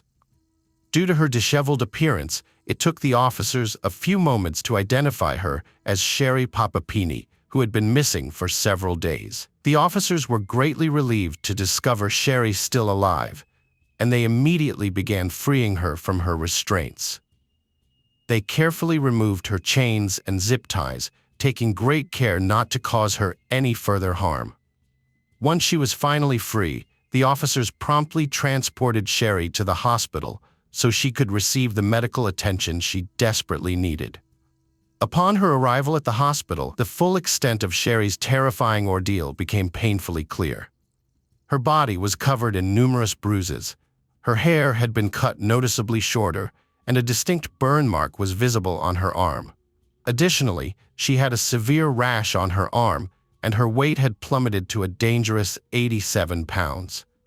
While Sherry was recovering at Woodland Memorial Hospital, the police tried to question her, but she was too distraught to provide any information. Sherry insisted that her husband Keith be present during the interview, so he was allowed to stay in the room as she described the incident. Sherry explained that she was out jogging when a dark-colored SUV, driven by 2 women, pulled up beside her.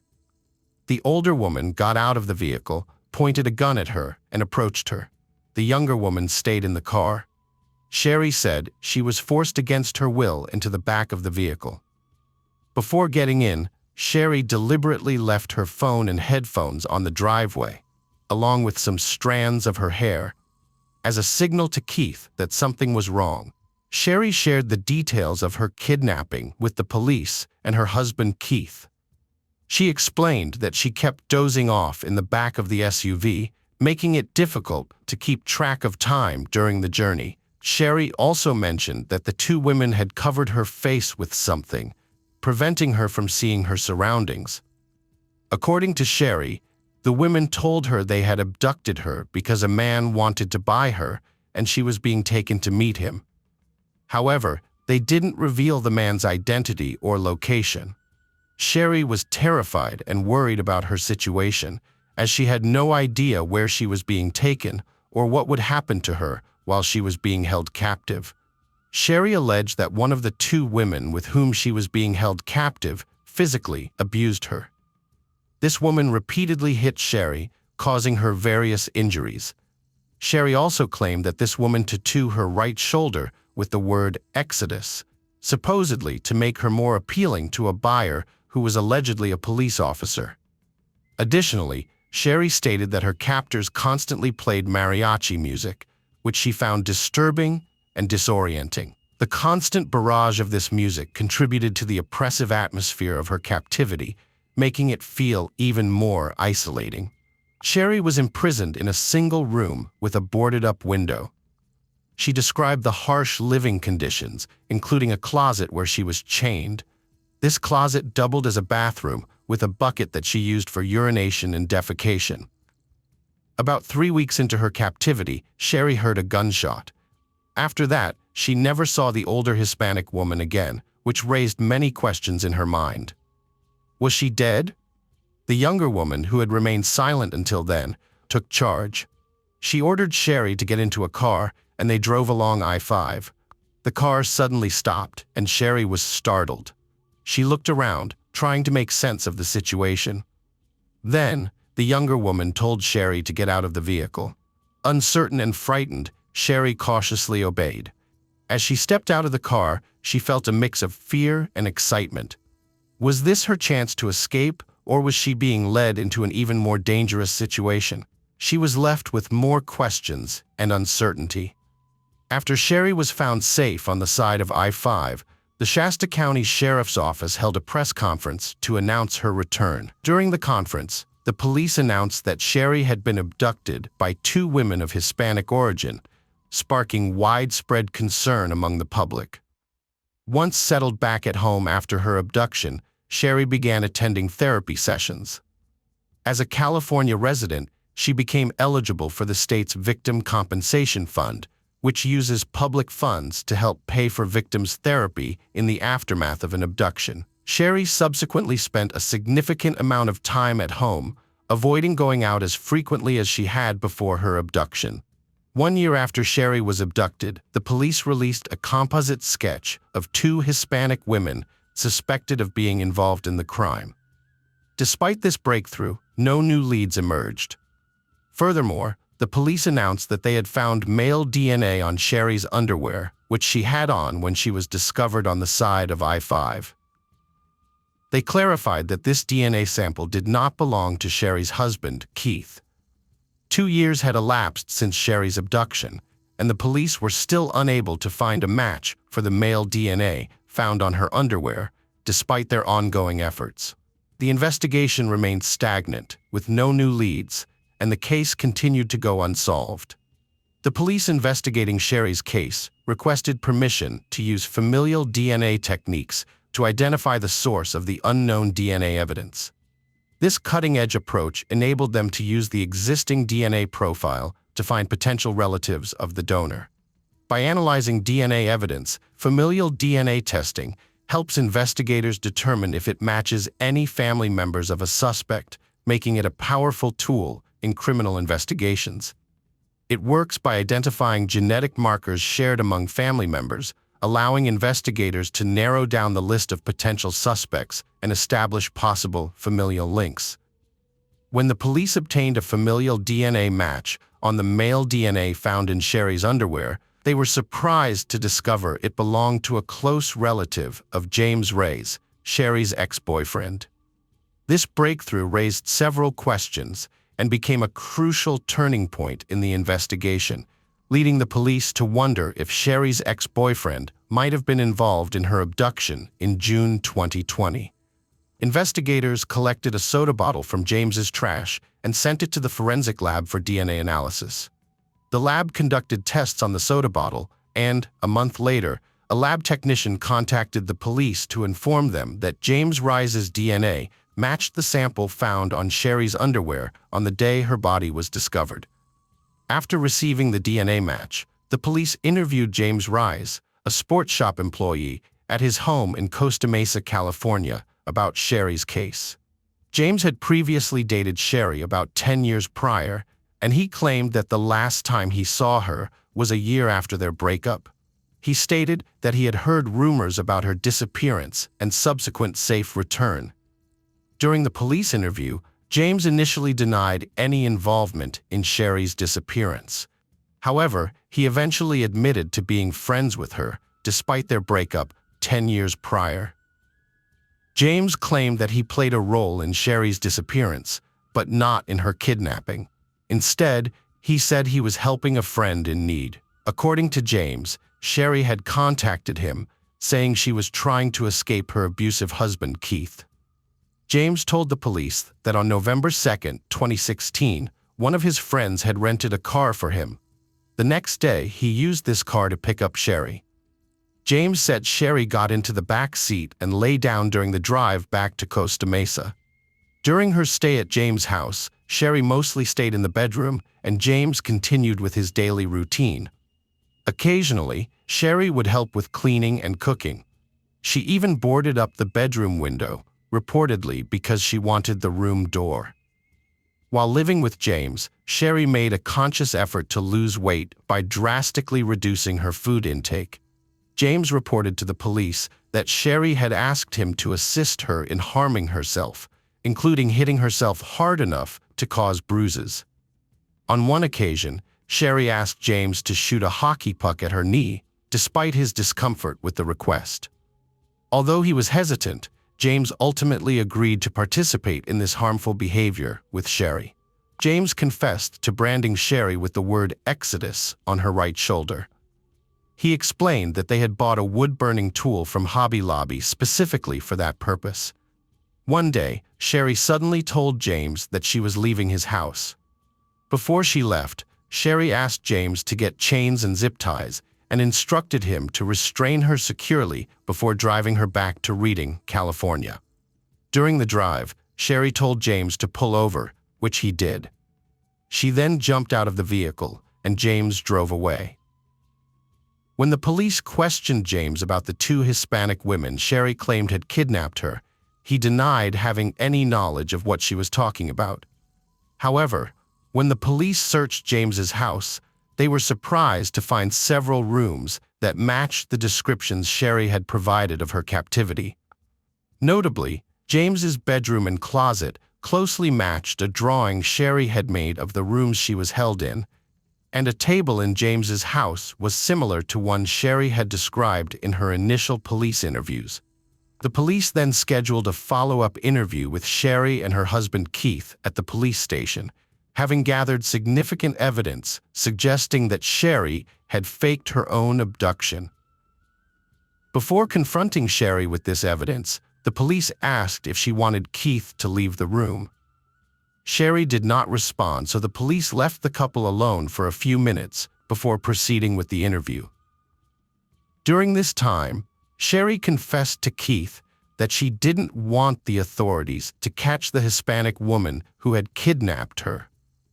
Sherry felt indebted to this woman because she had let her go, and therefore didn't want to file a complaint against her. Keith listened attentively to Sherry's reasoning, but he grew concerned as he thought she wasn't thinking clearly and was getting frightened. He stressed that regardless of Sherry's decision not to press charges, the woman would still have to face the consequences of her actions. The police re-entered the interview room, informing Sherry and Keith that they had obtained a familial DNA match on the male DNA found on Sherry's clothing. The name they mentioned was James Rise, Sherry's former boyfriend. Upon hearing the name, Keith had a physical reaction, recognizing James as Sherry's ex-partner. Police told Sherry and Keith that James, her ex, passed a polygraph test, and they believed he was telling the truth. They thought Sherry staged her abduction, citing her deliberate weight loss and a rash from cleaning supplies at James's place. They also claimed James branded her with a wooden tool from Hobby Lobby and that her broken nose was self-inflicted with a hockey stick. Sherry kept a straight face despite evidence she staged her abduction, claiming she hadn't seen James since his brother's funeral years ago. But police knew she was lying, thanks to James' insider info. On March 3, 2022, Sherry was arrested by the FBI for lying and faking her abduction. 6 weeks after arrest, Sherry signed a plea deal, admitting to orchestrating her kidnapping. She received an 18-month prison sentence and a $300,000 fine, despite her attorney's request for a shorter sentence. The judge called Sherry a manipulator and liar. He's certain she'd have kept lying if caught. He punished her to deter others, noting she exploited victims' funds, disability payments, and a GoFundMe account, getting hundreds of thousands of dollars. Sherry addressed the court during her sentencing hearing, expressing her remorse and apologizing to the numerous people who had suffered due to her actions. She openly acknowledged her guilt, stating that she was responsible for lying and bringing dishonor upon herself and those around her. In August of 2023, Sherry was granted her release and was placed in a halfway house. Keith and Sherry separated on the day she was arrested in March 2022, and a few days after Sherry pled guilty, the following month, Keith filed for divorce and also sued for full custody of their children. Hello friends, welcome to our channel. Today we're going to take a look at another horrible case with you, the case of Lorena Bobbitt. John Wayne Bobbitt and Lorena Bobbitt were a former American couple whose shocking and amazing story captivated the world, exemplifying the extremes to which humans can be driven. The couple married on June 18, 1989, when John Wayne Bobbitt wed Lorena Gallo. Born in New York, John was raised in Niagara Falls. Unfortunately, his father was absent, and at the age of 3, he was taken away from his mother, a drug addict. He had 2 brothers, and together they went to live with their aunt and uncle. According to John, he grew up in a large religious family where his aunt and uncle raised them to be devout. Every Sunday, the family attended church, and John eventually joined the Marine Corps, following in the footsteps of many of his friends. Lorena, on the other hand, was born in Ecuador in 1969, but raised in Venezuela. As she recounts in her Amazon documentary, she began migrating at an early age. Watching American television as a child had instilled in her the American dream. Her dream came true when she moved to America on a student visa. She enrolled at Northern Virginia Community College. John and Lorena met at a Marine Corps officers' ball in 1988, while John was still serving in the Marine Corps. They were drawn to each other, and their chemistry was undeniable. John described Lorena as shy and not speaking much English, but their chemistry was enough to spark a connection. They started dating and got married just 9 months later. The couple's engagement story had different versions. In a 2020 interview, John said Lorena proposed to him in front of her mother, while Lorena claimed John proposed to her. They had a small wedding, officiated by a justice of peace. According to John, their quick marriage wasn't due to romantic feelings, but because Lorena's student visa was about to expire and she wanted to stay in America, a lifelong dream of hers that he didn't want to deny. Their stories differed in other areas too. Lorena said the abuse started immediately after the wedding.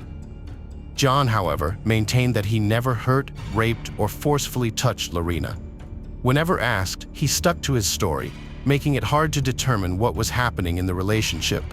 John said that at times, when Lorena started fighting him, he would restrain her. Throughout, he denied the assault allegations made by Lorena and maintained his innocence. 1 month after their wedding, Lorena shared a different account of her husband John's assault. The incident occurred when the couple was in a car and John started driving recklessly. Fearing for her life, Lorena asked him to stop, grabbing the steering wheel with her hands to try to straighten their route. At that moment, according to the allegations against him, John punched her for the first time. On June 22, 1993, John suggested getting a divorce to Lorena, which upset her because she was still afraid of him. Seeking help, she went to the police to obtain a protective order against John. However, the process took about 3 hours, and Lorena didn't want to wait that long, so she left before completing it. That evening, John went out drinking with his friend who was staying with him. When he returned home, he raped Lorena before falling asleep. The next morning, John claimed he had no memory of what had happened and didn't recall having sex with Lorena. He vaguely remembered some physical contact, but only as far as petting, and that was it. On June 23, 1993, Lorena returned home from work, as she normally did. However, that night would turn out to be anything but ordinary. Her husband, John, came home and subjected her to a brutal rape, an act that seemed to be a recurring pattern of behavior rather than an isolated incident. Following the assault, Lorena went to the kitchen to get a cup of water, her eyes falling upon the various utensils that lay scattered on the counter. Among them was an 8-inch Jinsu carving knife, which caught her attention. She picked it up, feeling an overwhelming urge to break free from the cycle of pain and torment her husband had inflicted upon her. With the knife in hand, Lorena walked into the bedroom, where she found John lying in bed. In a bold and desperate act, she pulled back the sheets and severed his penis. Lorena left the apartment and drove away with her husband John's severed penis in one hand.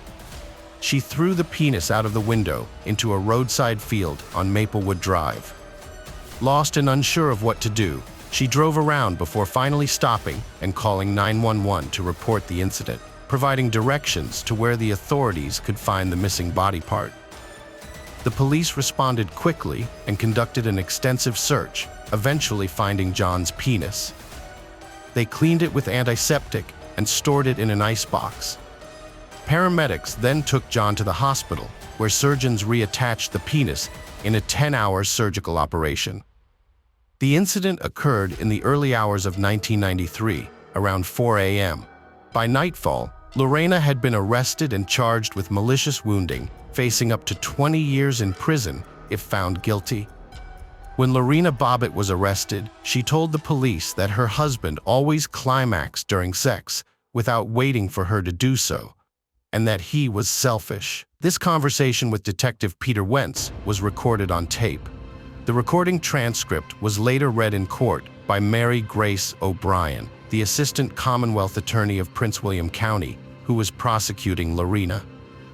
The trial revealed many details about the couple's troubled relationship, which was marked by volatility and unhappiness for Lorena. The Bobbitts' testimony revealed the events that led to the incident. Lorena accused John of sexually, physically, and emotionally abusing her. She also claimed that he had cheated on her and forced her to have an abortion. An expert witness testified that John's threat that he would find her, whether they were divorced or separated, and have sex with her whenever he wanted, essentially imprisoned Lorena. Defense lawyer Blair D. Howard argued that Lorena had acted in self-defense, driven by temporary insanity. According to Howard, John's behavior and relentless harassment pushed Lorena to the edge. He pointed out that Lorena had been struggling with clinical depression and post-traumatic stress disorder. The defense claimed that John's prolonged abuse of his wife led to the incident. However, John, denying all allegations of abuse and harassment, was questioned by Howard, who exposed inconsistencies in his statements, contradicting known facts. As a result, John undermined the prosecutor's case. Lorena's testimony revealed a history of multiple rapes and physical abuse prior to the incident in question. She disclosed that the couple's finances were precarious, with John stealing her earnings and spending the proceeds. Other witnesses corroborated Lorena's claims, testifying that they had seen her with cuts and bruises on multiple occasions. John's friends also came forward, stating that John had confessed to them about controlling and dominating Lorena, including forcing her to have sex. Both the prosecution and defense attorneys acknowledged that John had a history of abusing his wife, with the repeated acts escalating over time and culminating in the assault. Expert witnesses from both sides agreed that Lorena had been subjected to constant abuse, living in fear of John by 1993. Before Lorena's trial, John was tried from November 8th to 10th, 1993. On November 11th, 1993, a jury comprising 9 women and 3 men acquitted him of marital assault.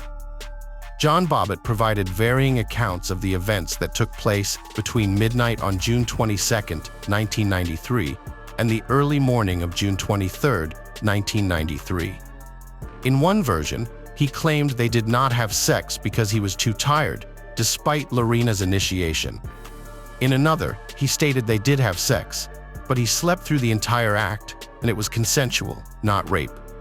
After 7 hours of deliberation, the jury deemed Lorena the most credible witness. She was found not guilty by reason of temporary insanity on January 24, 1994.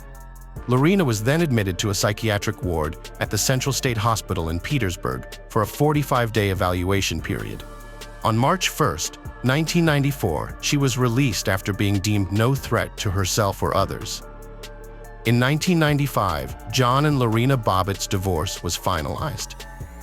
To fully understand what happened between them, it's essential to consider the events leading up to the incident. Focusing solely on the outcome might give a biased account, portraying John as the sole victim. The sensationalized coverage of John Bobbitt's severed penis overshadowed the underlying issues. Moreover, some feminists criticized Lorena's actions, fearing they might have far-reaching consequences. However, this would be an incomplete narrative. John was discharged from the Marines in 1991, leaving him without a steady income. This significant loss affected the family's stability, and John struggled to find or keep a job. As a result, Lorena became the primary breadwinner. At the time, she worked as a nanny and a manicurist at a beauty salon owned by Jenna Basti. Lorena developed a close relationship with Basti, but in October 1991, she began embezzling money from her, stealing around $7,000. When Basti discovered the theft, she demanded that Lorena repay the stolen amount with interest. Although Lorena was allowed to keep her job at the salon, she continued stealing elsewhere, including taking a few dresses from Nordstrom. She was subsequently sentenced to community service. In 1994, Lorena had an abortion, but the couple gave different accounts of the events leading up to it. Lorena claimed she was eager to start a family, but John was less enthusiastic, allegedly saying he couldn't care for a baby and suggesting she leave him if she decided to keep it. Fearing she'd have to raise the child alone, Lorena chose to have an abortion and blamed John for her decision. However, John's version of events differed, stating that they both agreed the time wasn't right for a baby and made the decision to abort together. After the incident, John faced financial struggles. He attempted to start a band, but it didn't work out. In 1994, he appeared in an adult film to prove his penis was functional, despite still healing. Before the movie premiered, John's new girlfriend, Christina Elliott, brought charges against him. He was found guilty of misdemeanor and domestic battery charges and served 12 days of a 15-day sentence. Following his divorce from Lorena in 1995, John appeared in another adult film in 1996. It's puzzling why he felt the need to showcase his penis on screen again. However, he had a reasoning that made sense to him, aside from the financial gain. In 2002, John Bobbitt was charged with battering his third wife, Joanna Farrell. However, he was found not guilty and acquitted of the charges. After the trial, Lorena Bobbitt, now preferring to use her maiden name, Gallo, deliberately kept a low profile. In October 1996, she visited Ecuador, her birthplace, where she had an official dinner with the then-president, Abdallah Bucar. The two also became the godparents of a child. Their unusual encounters sparked controversy in the media, with many criticizing the president for dining with Lorena. In 1997, Lorena made headlines again when she was charged with assaulting her mother, Elia Gallo. According to reports, she punched her mother while they were watching television. Lorena was eventually acquitted of the charge, and her mother chose to remain with her. Lorena Gallo later enrolled at the community college, where she met Dave Bellinger. The two began a romantic relationship in the late 1990s and have remained together ever since, although they have decided not to get married. They have a daughter named Olivier together. It is speculated that Lorena's decision not to marry again stems from her fear of marriage given the failure of her first marriage. In 2007, Lorena Gallio started a foundation aimed at helping women who were in abusive relationships. Her foundation was called the Lorena's Red Wagon Foundation, a non-profit organization that helps survivors of domestic abuse. Lorena and JN were never seen together in public, at least not until 2009, when they made their first and only joint television appearance.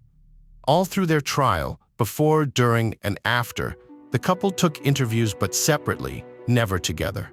That changed in 2009 when The Insider brought them together in the interview.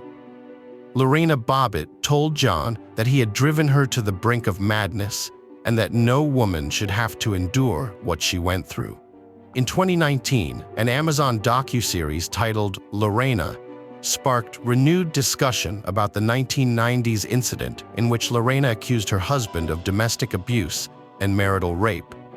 At the time, the Bobbitts were a hot topic of conversation and a popular punchline for comedians.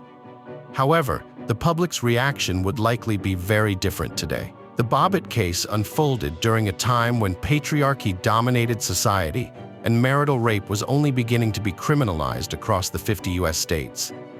Lorena, inspired by her own experience, lamented that the sensationalized media coverage overshadowed the underlying issue of domestic violence and abuse. While John's genitals drew widespread attention, the root cause of the incident was largely ignored. The term bobty became ubiquitous, appearing on t-shirts and in commercials. In retrospect, Lorena believes that her story might have played out differently, with the media and public giving more attention to her experiences had it occurred today. Hello friends, welcome to our channel. Today we're going to take a look at another horrible case with you, the case of Jackie Vandergriff. Jacqueline Jackie Vandergriff was born on March 4, 1992, in Carrollton, Texas. As the youngest of two daughters, she grew up in the colony, Frisco, Texas, surrounded by a loving family. From a young age, Jackie exhibited a natural talent for gymnastics. Before she could walk, she was already somersaulting, and her parents recognized her potential at just 3 years old. They enrolled her in gymnastics courses, and over the following years, she refined her skills and enthusiastically participated in various competitions. She eventually reached level 5 in the Texas State Gymnastics Association. Those who knew Jackie characterized her as a warm and compassionate person with a heart of gold. She genuinely cared about the well-being of others and was a loyal friend who inspired her loved ones to be the best versions of themselves. The comfort and joy she brought to those around her were palpable. Her kindness extended beyond human relationships, as she had a deep love for animals, was a lifelong vegetarian, and believed in supporting pet adoption from no-kill shelters.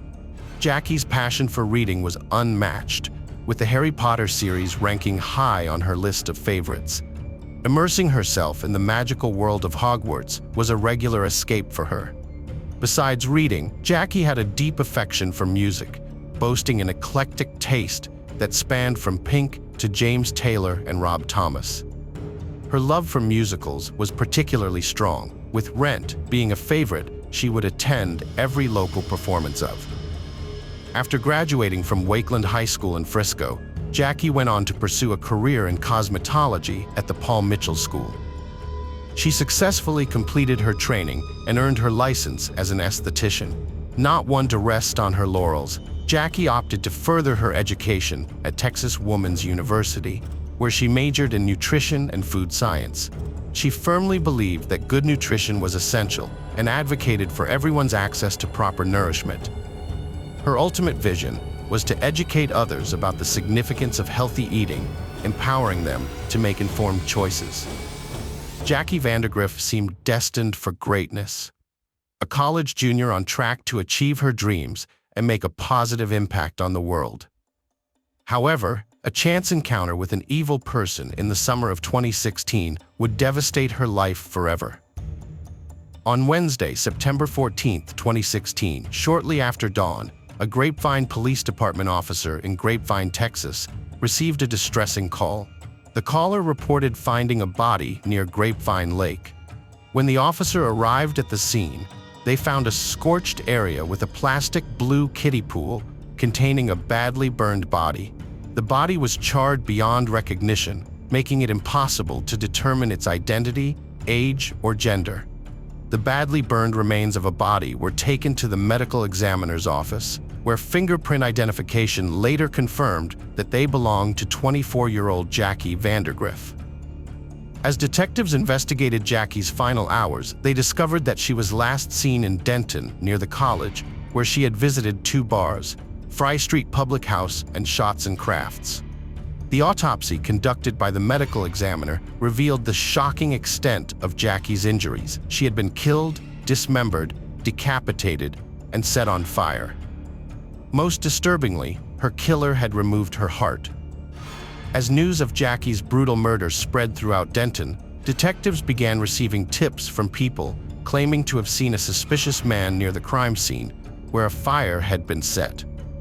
The detectives eventually obtained CCTV footage from the 2 bars Jackie had visited around the time of her death.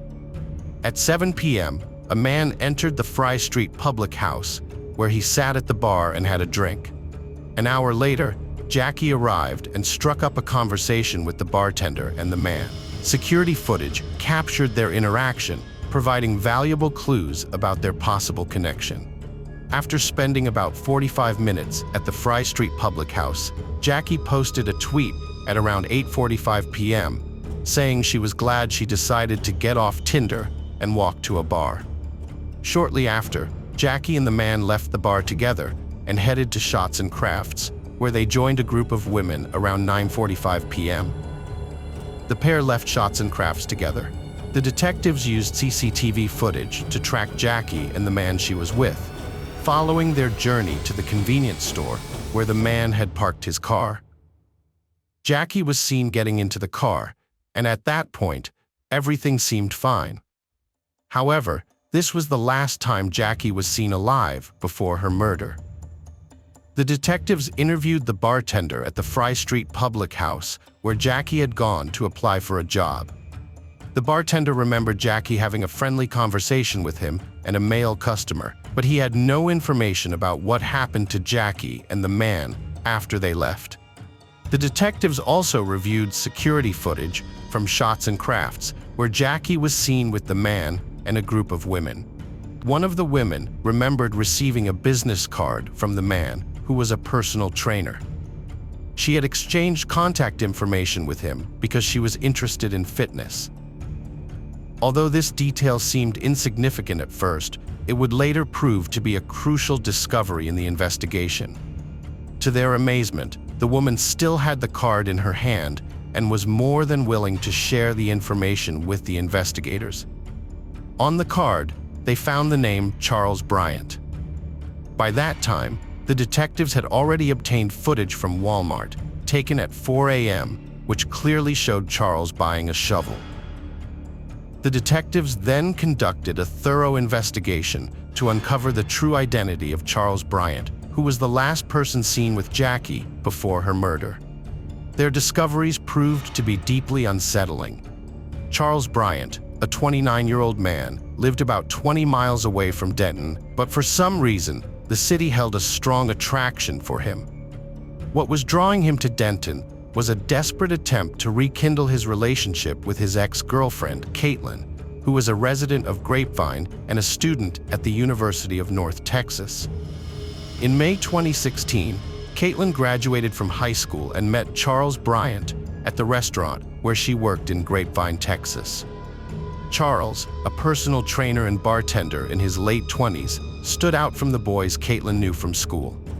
His tattoos showcased his muscular build, and Caitlin found his unique skills and mysterious nature intriguing. That summer, Caitlin and Charles spent most days together at Grapevine Lake, and their attraction grew stronger daily. While Caitlin was captivated by Charles, her mother grew concerned about their significant age gap and worried about her daughter's well-being. Caitlin's mother asked to see a picture of Charles, and initially, she was willing to give him the benefit of the doubt. However, when she looked into his piercing eyes, she felt an instant sense of unease. It was as if she was staring directly at evil. As her concern for her daughter's well-being grew, she voiced her worries to Caitlin, urging her to reconsider the relationship. But Caitlin dismissed her mother's warnings, insisting that Charles was nice to her, unaware of the sinister nature lurking beneath his charming facade. At first, Caitlin was happy with her new boyfriend, but as time passed, doubts began to creep in. She started questioning whether her mother had been right. Charles seemed overly self-absorbed and manipulative, and Caitlin couldn't shake the feeling that he had an inflated sense of self-importance. He would constantly remind her that she could never find anyone better than him, making her feel bad about herself.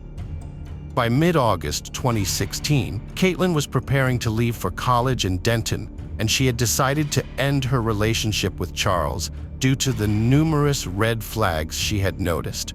However, Charles showed up at her home the next day, pleading with her to give him another chance and promising to change.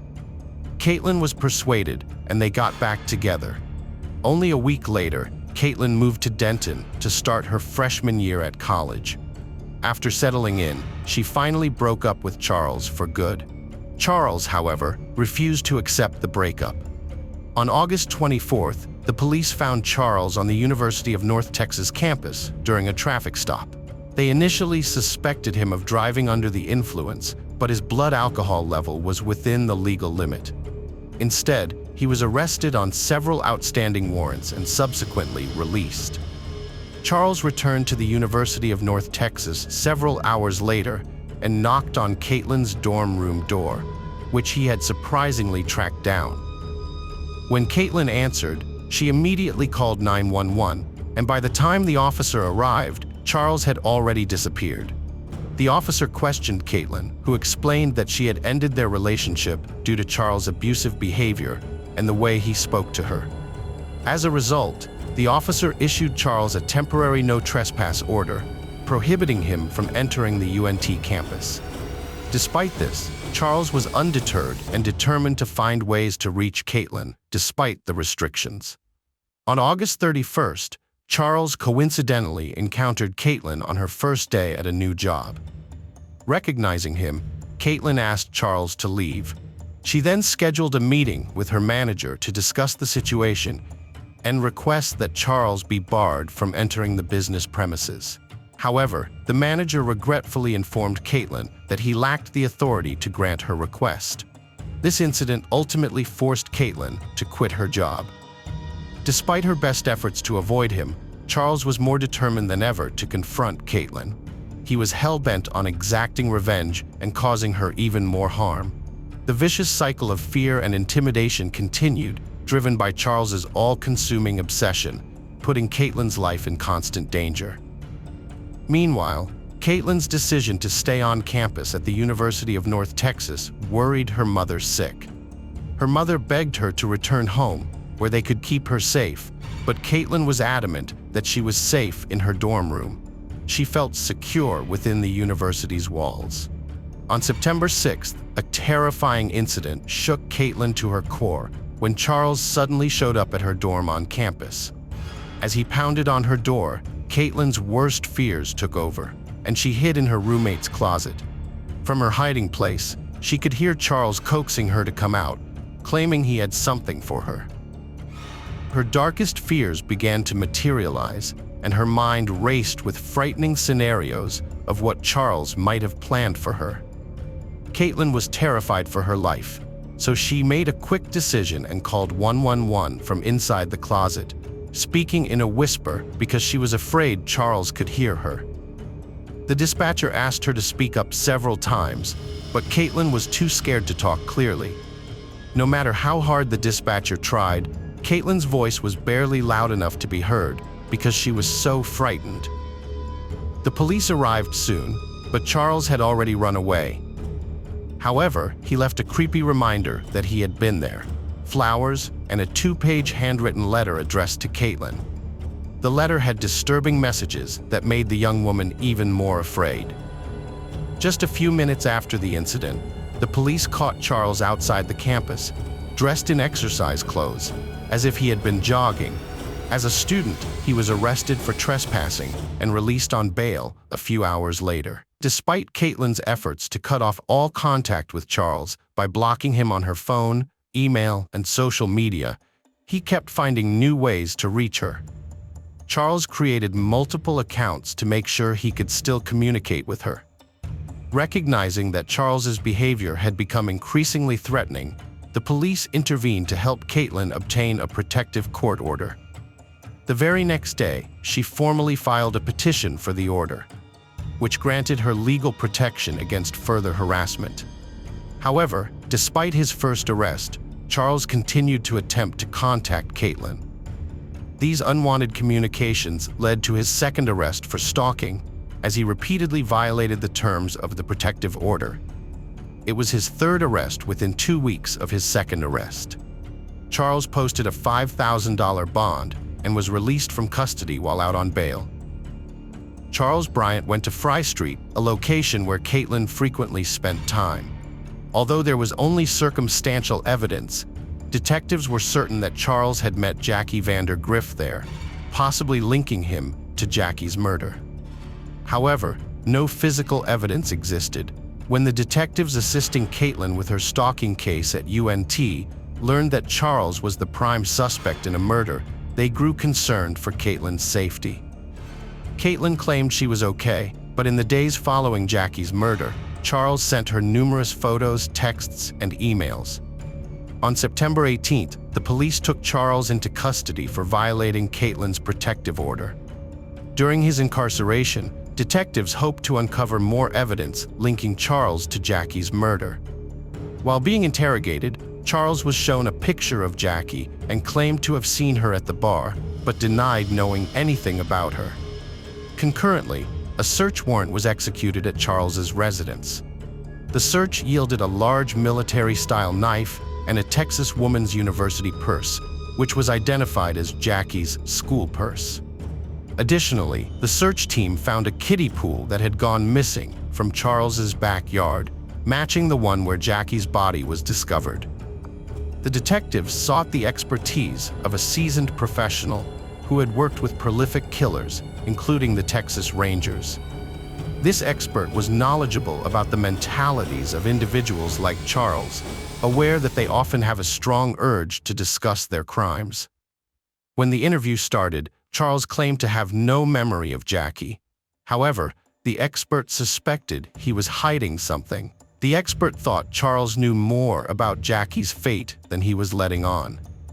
To build trust, the expert created a relaxed atmosphere, making the conversation feel like a casual chat between friends at a bar. The expert suggested possible scenarios, trying to see if Charles would react or take the bait. They portrayed Jackie as the one who had led Charles on, causing frustration. Throughout the conversation, the expert used different tactics to gauge Charles's reactions. However, this approach was risky. If the expert pushed too hard or seemed insincere, they might lose Charles's trust and harm the investigation. So, the expert had to find a balance, staying friendly while trying to get Charles to reveal the truth. During an interview, an expert closely watched Charles's responses and body language to gain insight into his character. The expert pretended to help Charles recall the events surrounding Jackie's admission, but in reality was conducting a brief memory test. To the expert's surprise, Charles' story changed slightly during the test. At first, Charles claimed he knew nothing about Jackie's admission, but later revealed that he had spoken to her at the Fry Street public house when she applied for a job. As the conversation continued, the expert decided to take a different approach. They ordered pizza, hoping the food would help Charles relax, and the detectives could uncover the motive behind Jackie's murder. The detectives suspected that Charles' uncontrollable rage towards his ex-girlfriend, Caitlin, was the catalyst behind Jackie's death. The interrogation lasted around 3 hours, during which Charles admitted to unintentionally killing Jackie during what he called kinky sex. He claimed the incident occurred in his car, and Jackie had asked him to choke her with an oversized zip tie he had. However, Charles maintained that the death was an accident. When Charles Bryant was accused of murdering Jackie Vag Riff, his ex-girlfriend Caitlin went on social media to look at Jackie's Facebook page, only to discover they were already friends. It suddenly came to Caitlin's mind that she had received a friend request from Jackie's Facebook page on the very day Jackie's body was found. Before Caitlin was even aware of the case, she was convinced that her ex-boyfriend Charlie, who was the suspect in Jackie's murder, must have used Jackie's phone to send her the friend request. Additionally, the police also believed that a tweet sent from Jackie's account after her death, which read, "Never knew I could feel like this," was actually sent by Charles after he murdered her. Christy was shocked when she learned that Charles, a man she had met on a dating app a year earlier, was facing a murder charge. To her, Charles was a quiet and reserved person. But during their brief time together, she noticed some disturbing signs that raised her concerns. Christy said that Charles quickly became clingy and attached to her, which eventually led her to end their relationship. But Charles persisted in pursuing her, going so far as to profess his desperate love for her. This declaration caught Christy off guard, especially since they had never even shared a kiss. Christy's experience working with abused children gave her a unique insight that helped her identify certain patterns in Charles's behavior. This led her to suspect that he might have been a victim of childhood abuse, a pattern she had seen in some of the young clients she worked with. One day, Christy found the courage to ask Charles directly if he had been abused as a child. To her surprise, Charles confessed that he had indeed suffered trauma in his childhood. Although the police couldn't verify Charles's claims, Christy believed him. She maintained contact with him, albeit from a distance, because she felt sympathy for him and didn't think he was capable of murder. The autopsy of Jackie's body failed to provide clear answers about her cause of death and where she was killed before being dismembered and set on fire. The lack of insight from the autopsy results raised concerns for the prosecution, leaving key questions unanswered about the circumstances surrounding Jackie's death. Charles admitted to disposing of Jackie's body, claiming she had died accidentally during rough intercourse. Despite this, he pleaded not guilty to her murder. Caitlin, Charles's ex-girlfriend, was called to testify by the prosecution to share her experiences with his stalking behavior and violent tendencies. The goal was to establish a connection between his anger towards Caitlin and the eventual murder of Jackie, who bore a striking resemblance to Caitlin. When Caitlin took the stand, she was visibly uncomfortable and reluctantly identified Charles, commenting that he had a smirk. Overcome with emotion, she left the courtroom in tears. The judge ultimately ruled that Caitlin would not be allowed to share details of her relationship with Charles or their breakup with the jury. In April 2018, a year and a half after Jackie's tragic death, Charles Bryant went on trial for her murder. However, Jackie's best friend was too traumatized to attend the trial, finding it unbearable to face Charles in person. The thought of confronting him was a painful reminder of the devastation he had caused to their lives. Hello friends, welcome to our channel. Today we're going to take a look at another horrible case with you, the case of April Tinsley. April Tinsley was born on March 18, 1980 in Fort Wayne, Indiana, as the eldest child in her family. She attended elementary school and was involved in the local church's children's choir, but her true passion was socializing with friends, exploring the neighborhood, and simply enjoying herself. On Friday, April 1st, 1988, 8-year-old April returned home from school early, eager to start her afternoon adventures.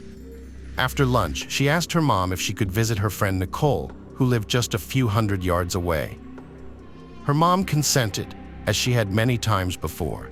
Nicole's house was a short, familiar walk away, and their neighborhood was considered a safe haven. As April set off, her mom reminded her to call as soon as she arrived at the Coles house and handed her an umbrella, anticipating the impending rain. A few minutes later, April called her mom from the Coles house, and her mom instructed her to be back home by 4 p.m. However, when the appointed time came and went, April still hadn't returned. Her mom began to worry that she might get caught in the rain and called Nicole's house. Nicole's mom answered, saying that April and her daughter had gone to play at a nearby playground.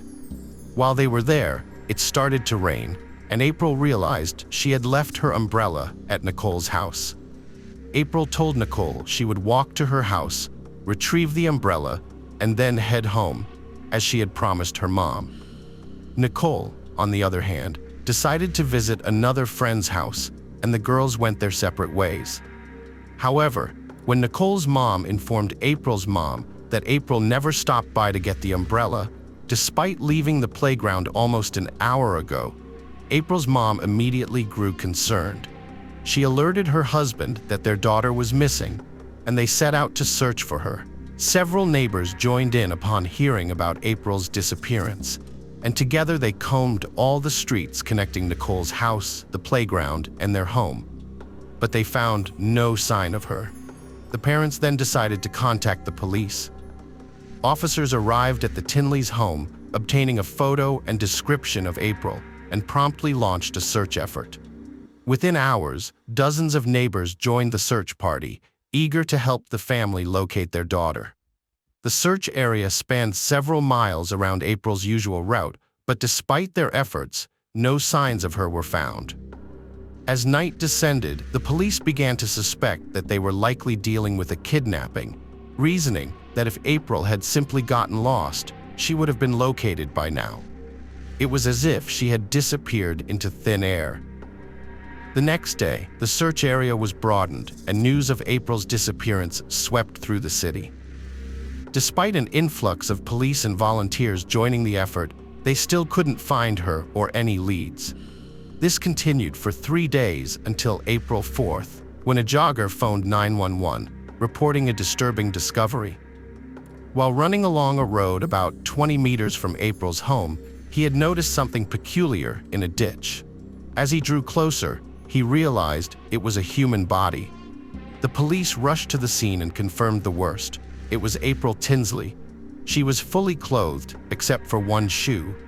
Officers couldn't find any obvious signs of trauma on her body, but they were almost certain she had been murdered.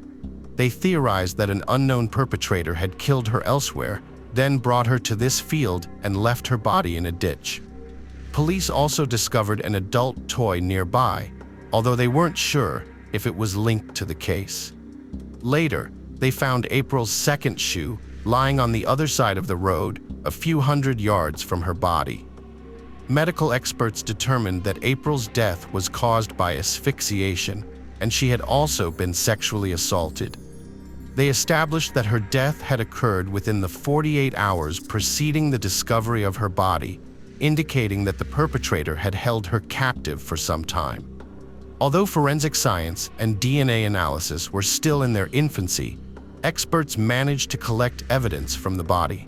However, the lack of a DNA database at the time meant detectives had to rely on new leads. Fortunately, they didn't have to wait long after the body was found. Investigators appealed to the public through the media, and numerous tips were received. 2 tips, in particular, caught their attention. One individual contacted the police, reporting that he had driven past the field where April's body was found and noticed an old blue pickup truck parked on the side of the road. Investigators believed it could belong to the killer, and the witness might have seen it when the perpetrator dumped April's body in the ditch, making this lead even more valuable.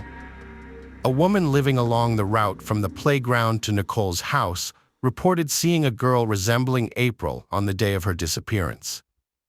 According to the witness, as the girl walked along the road, an old blue pickup truck pulled up beside her, and, a few seconds later, it drove away with the girl on board. Although the car obstructed her view, the witness couldn't see exactly how the girl got inside. This tip became the first significant lead for investigators, who were also provided with a description of the driver: a white man around 30 years old with blonde or ginger hair. Based on this information, police created a sketch of the suspect and distributed it to the media, along with a description of his vehicle, hoping someone would recognize him. The FBI soon joined the investigation, and together with the police, they looked into the possible involvement of all men who had previously been convicted of sexual crimes living in April's area, seeking new leads. At some point, they were informed that the suspect's portrait resembled a man who had been involved in organized crime activities and had an interest in Satanism. Investigators checked on this individual, but couldn't establish his involvement. However, they arrested him for another offense unrelated to April's disappearance. Police continued to pursue leads and investigate numerous individuals, but they failed to make any significant breakthroughs. This stagnant state persisted for several months, and eventually, detectives hit a dead end. Notably, during the course of the investigation, police uncovered several other crimes against children and apprehended the perpetrators, but the individual responsible for April's murder remained at large. In the following years, the case saw no major advancements, but in May 1990, a sudden and unexpected twist emerged. A teenage boy living 10 miles from where April's body was discovered found a message on his shed written from the perspective of the perpetrator. The killer confessed to April's murder, hinting at further crimes to come, and inquired about the status of the victim's second shoe. This prompted detectives to suspect that the author was likely April's killer rather than a prankster. The discovery was significant because the detail about the victim's shoe being found several hundred yards from her body had never been released to the media, making it unlikely that anyone but the killer would know this.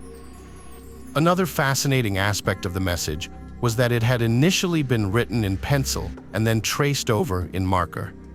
This led investigators to theorize that the perpetrator may have left the message months prior to its discovery and then returned to make it more conspicuous by outlining it in marker. Police decided to release photos of the cryptic message, hoping someone would recognize the handwriting, but unfortunately, it didn't yield any breakthroughs. Just a few months later, the residents of Wayne were left reeling by the shocking news that police had discovered the body of a 7-year-old girl in another part of the city. She had been sexually assaulted, and the cause of death was asphyxiation. Given the eerie parallels to April's case, police instinctively suspected that the same perpetrator was behind this heinous crime. However, FBI profilers disagreed, convinced that they were dealing with two separate offenders. Despite their efforts, no progress was made in either case until 1995, when police finally linked the second victim's murder to a family friend who had since passed away. As a result, the case was closed, and investigators ceased to consider it related to April's murder. Detectives waited for the perpetrator to make contact again, as his initial message suggested he reveled in mocking the police and flaunting his apparent impunity. However, as the years went by, no new messages surfaced. The case remained stagnant until 2004, when it took a dramatic turn. A Fort Wayne girl discovered a plastic zip bag in her bike basket containing a chilling note that left her shaken. She promptly showed it to her parents, who alerted the authorities. The note read, "Hello dear, I've been watching you. I'm the one who kidnapped, assaulted, and killed April Tensley. I have a gift for you. You'll be my next victim if you don't report this to the police, and I don't see this note in tomorrow's local news. I'll destroy your home, killing everyone but you. You'll be mine." The police had no doubt that the note's author was indeed April's killer. Inside the bag with the note was a used condom sent to the laboratory for analysis. By 2004, DNA profiling had become a routine tool, and experts had already extracted a profile from the semen found on April's body. Now the analysis revealed that the biological sample from the condom matched the same individual, but he was not in the FBI database. The police reopened April's case and soon received a report of a second note. Another girl had found a plastic bag containing a similar message, including a used condom with the same man's DNA. The perpetrator had written that he had killed April Tinsley and threatened to kill this girl as well. In the following months, the police received 2 more calls about similar notes found by other girls. This time, the perpetrator had attached Polaroid photos of his genitalia, which investigators examined for clues.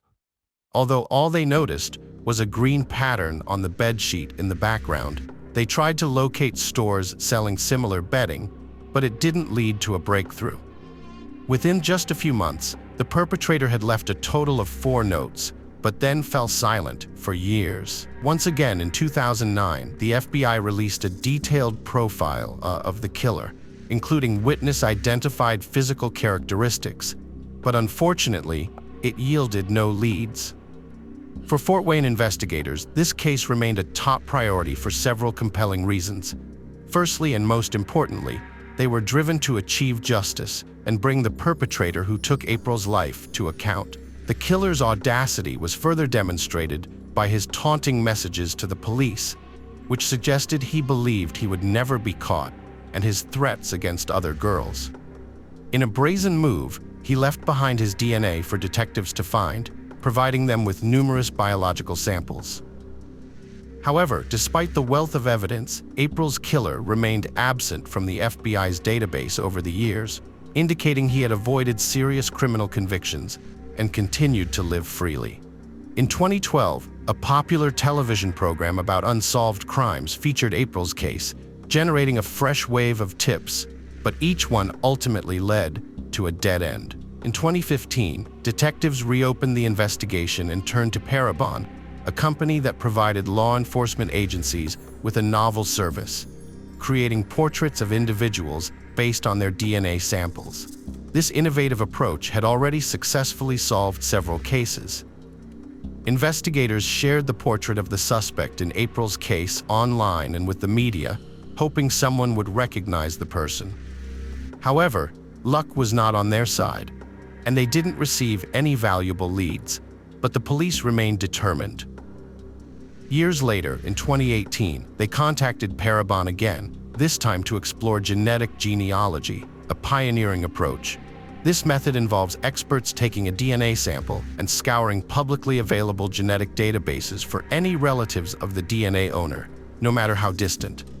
They typically find thousands of people, then study their family trees to identify someone who matches the perpetrator's criteria, such as gender, age, location at the time of the crime, and more.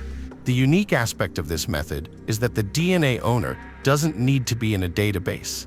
They can be identified solely through a long chain of relatives. Detectives working on April's case sent the killer's DNA sample to Parabon once again, waiting patiently for the results.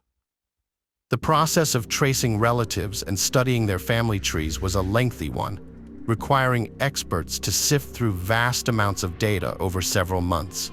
Eventually, they informed the detectives that they had traced the DNA lineage to 2 brothers living in Fort Wayne.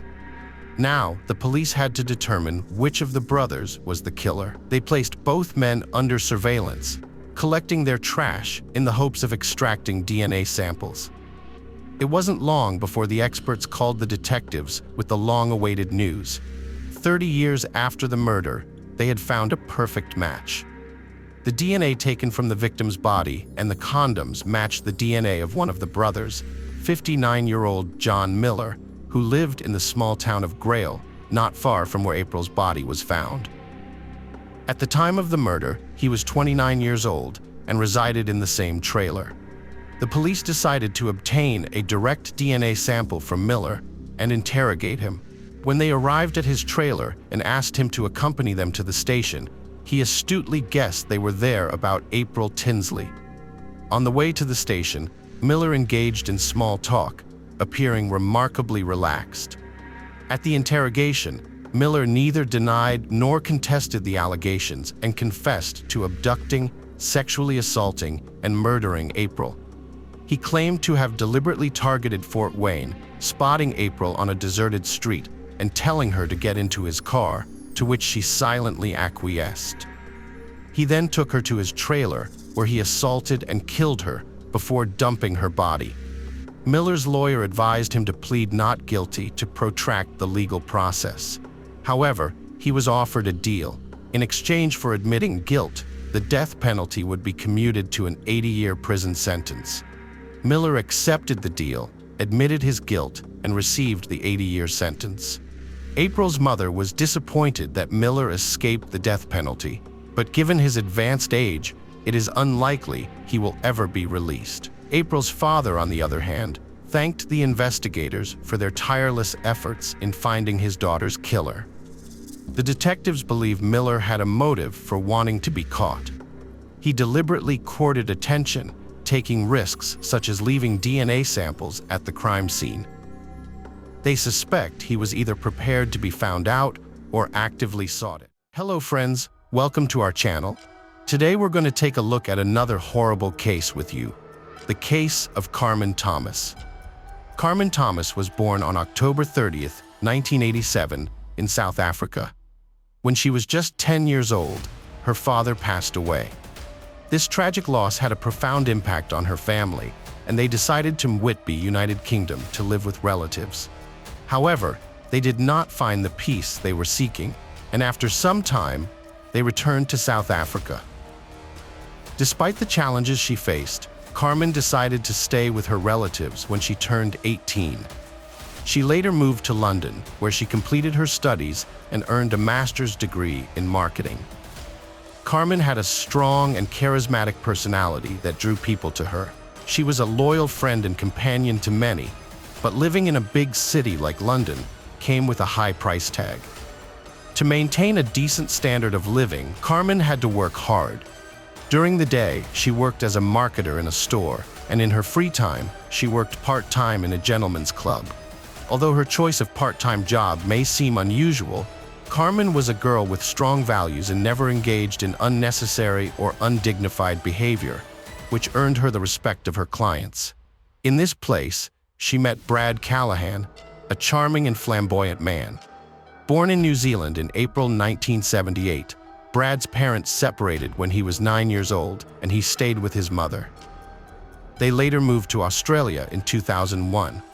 After graduating from university with an engineering degree in the construction industry, Brad was offered a job as chief structural engineer for a large business complex in the UK. To boost his professional image, Brad hired a gentleman's agency and met Carmen, a beautiful, intelligent, and tall woman with dark hair and bright eyes. Although they started with a casual arrangement, Brad and Carmen continued to communicate informally, which eventually turned into a strong friendship, and later, love. Their romantic relationship blossomed quickly, and they soon moved in together. Their life was built on trust, care, and mutual support, making them look absolutely happy. Carmen became pregnant, and Brad thought it would be best for them to move back to New Zealand, where the air is clean and the pace of life is more relaxed. They returned to Auckland in March 2005. After their son Jack was born, he brought immense joy and happiness into their lives from day one. Carmen and Brad prioritized his safety and well-being, providing everything he needed for a happy childhood. To them, Jack was the center of their universe. However, with Jack's arrival, serious disagreements began to surface in their relationship. The first disagreements arose over how to raise their child. As a result, their relationship became rocky and unstable, ultimately leading to their breakup 3 years later. Despite the challenges, they shared joint custody of Jack and made a genuine effort to maintain a positive relationship for his sake. The breakup was difficult for both Carmen and Brad, but they put their differences aside to ensure little Jack's well-being. Carmen and Jack moved in with Colin, Carmen's half-brother, in Oakland, seeking emotional support and a sense of family. As time passed, Carmen regained her emotional balance and started rebuilding her life without Brad. In 2008, she decided to move to a house on a nearby street to Brad's so her young son could be closer to his father. Carmen, who had lost her own father at a young age, wanted to ensure her child would have a father figure in his life as much as possible. Carmen and Brad maintained a relationship for the sake of their son, but many people mistakenly thought they remained couple. In truth, they only communicated when necessary to support their child. As they went their separate ways, both Carmen and Brad concentrated on finding personal happiness. Brad continued his career as a construction engineer and eventually started a new relationship in May 2009, which led to an engagement.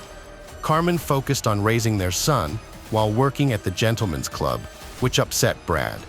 He thought the mother of his child should not be involved in questionable activities. This disagreement created tension in their relationship, which worsened over time. Carmen issued ultimatums, but Brad ignored them. Despite this, Brad got married again and was expecting another child. His new financial responsibilities affected the alimony he paid Carmen for Jack's care.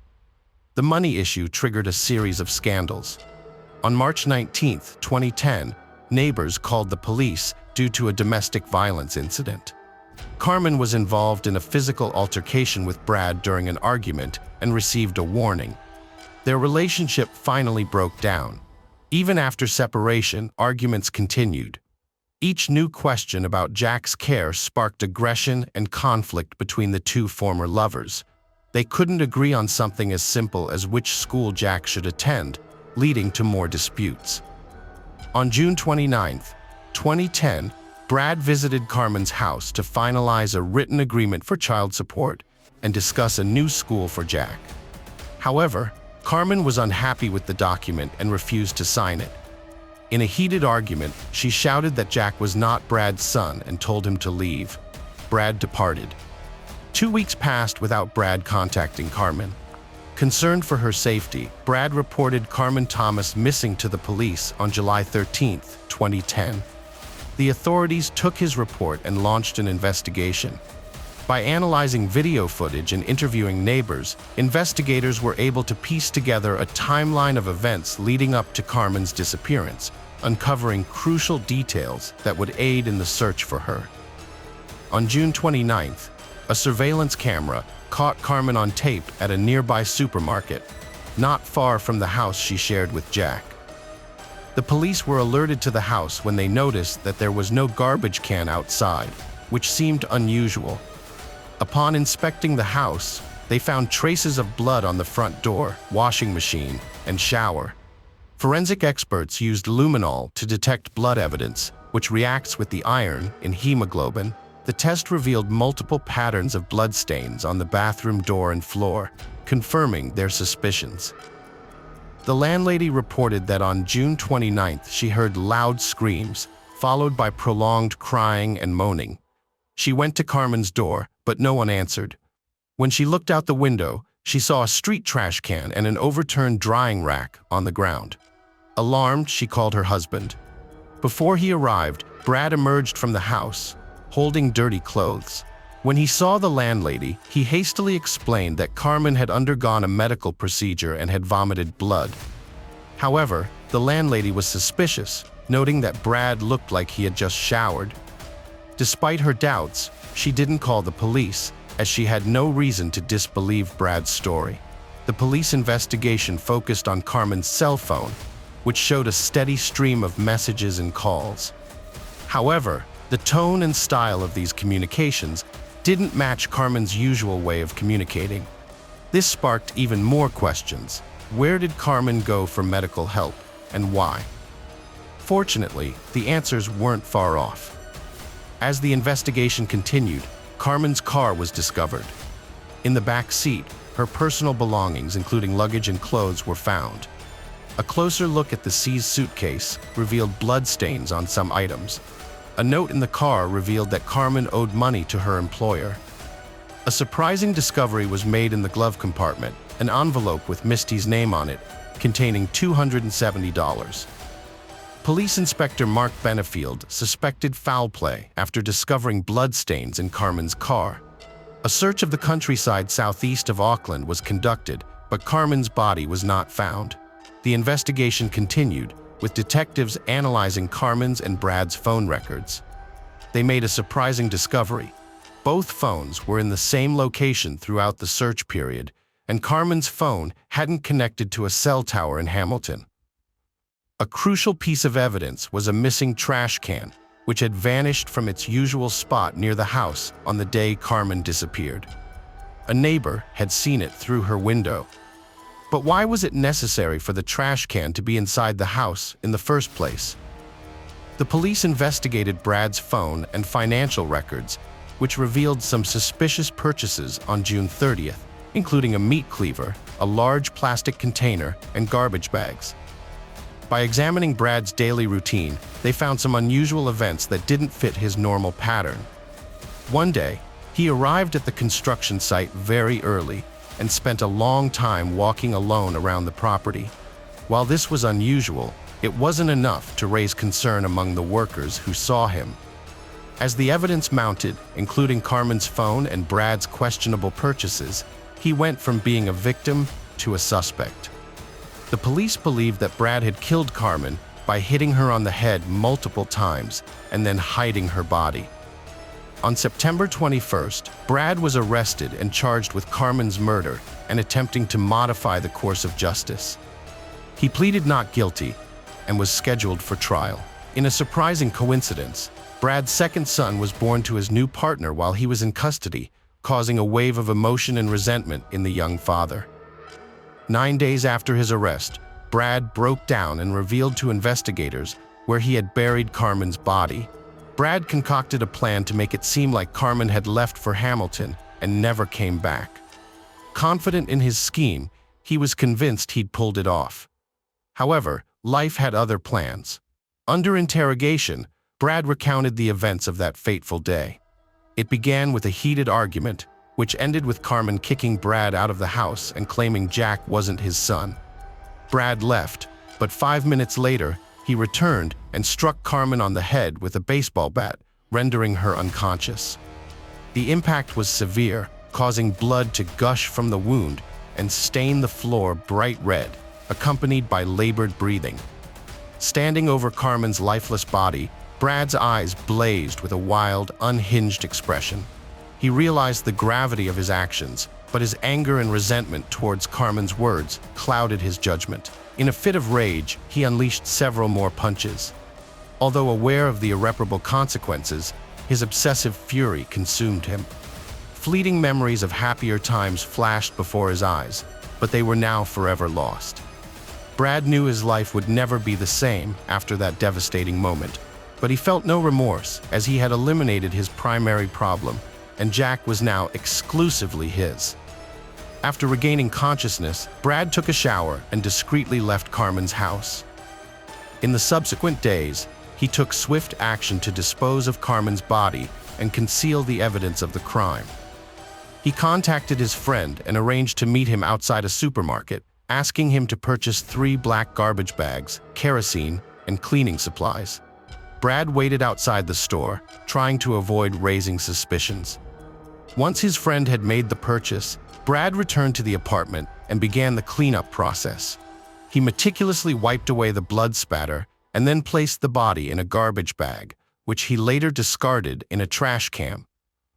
After Carmen's murdered, the defendant cut her body into 8 pieces to dispose of it. He severed her legs at the hip joints, then cut each leg into 2 pieces at the knee. He also severed her arms and head from her torso. On July 3rd, he confided in a friend at a boat ramp in Oahu Bay, Oakland, telling him that he had killed Carmen during an argument and needed help to get rid of the body. However, the friend refused to lend him a boat, and the attempt to dump the remains at sea failed. Over the next few days, the defendant drove to Wyrie Ridge in West Auckland and buried the body parts in a shallow grave.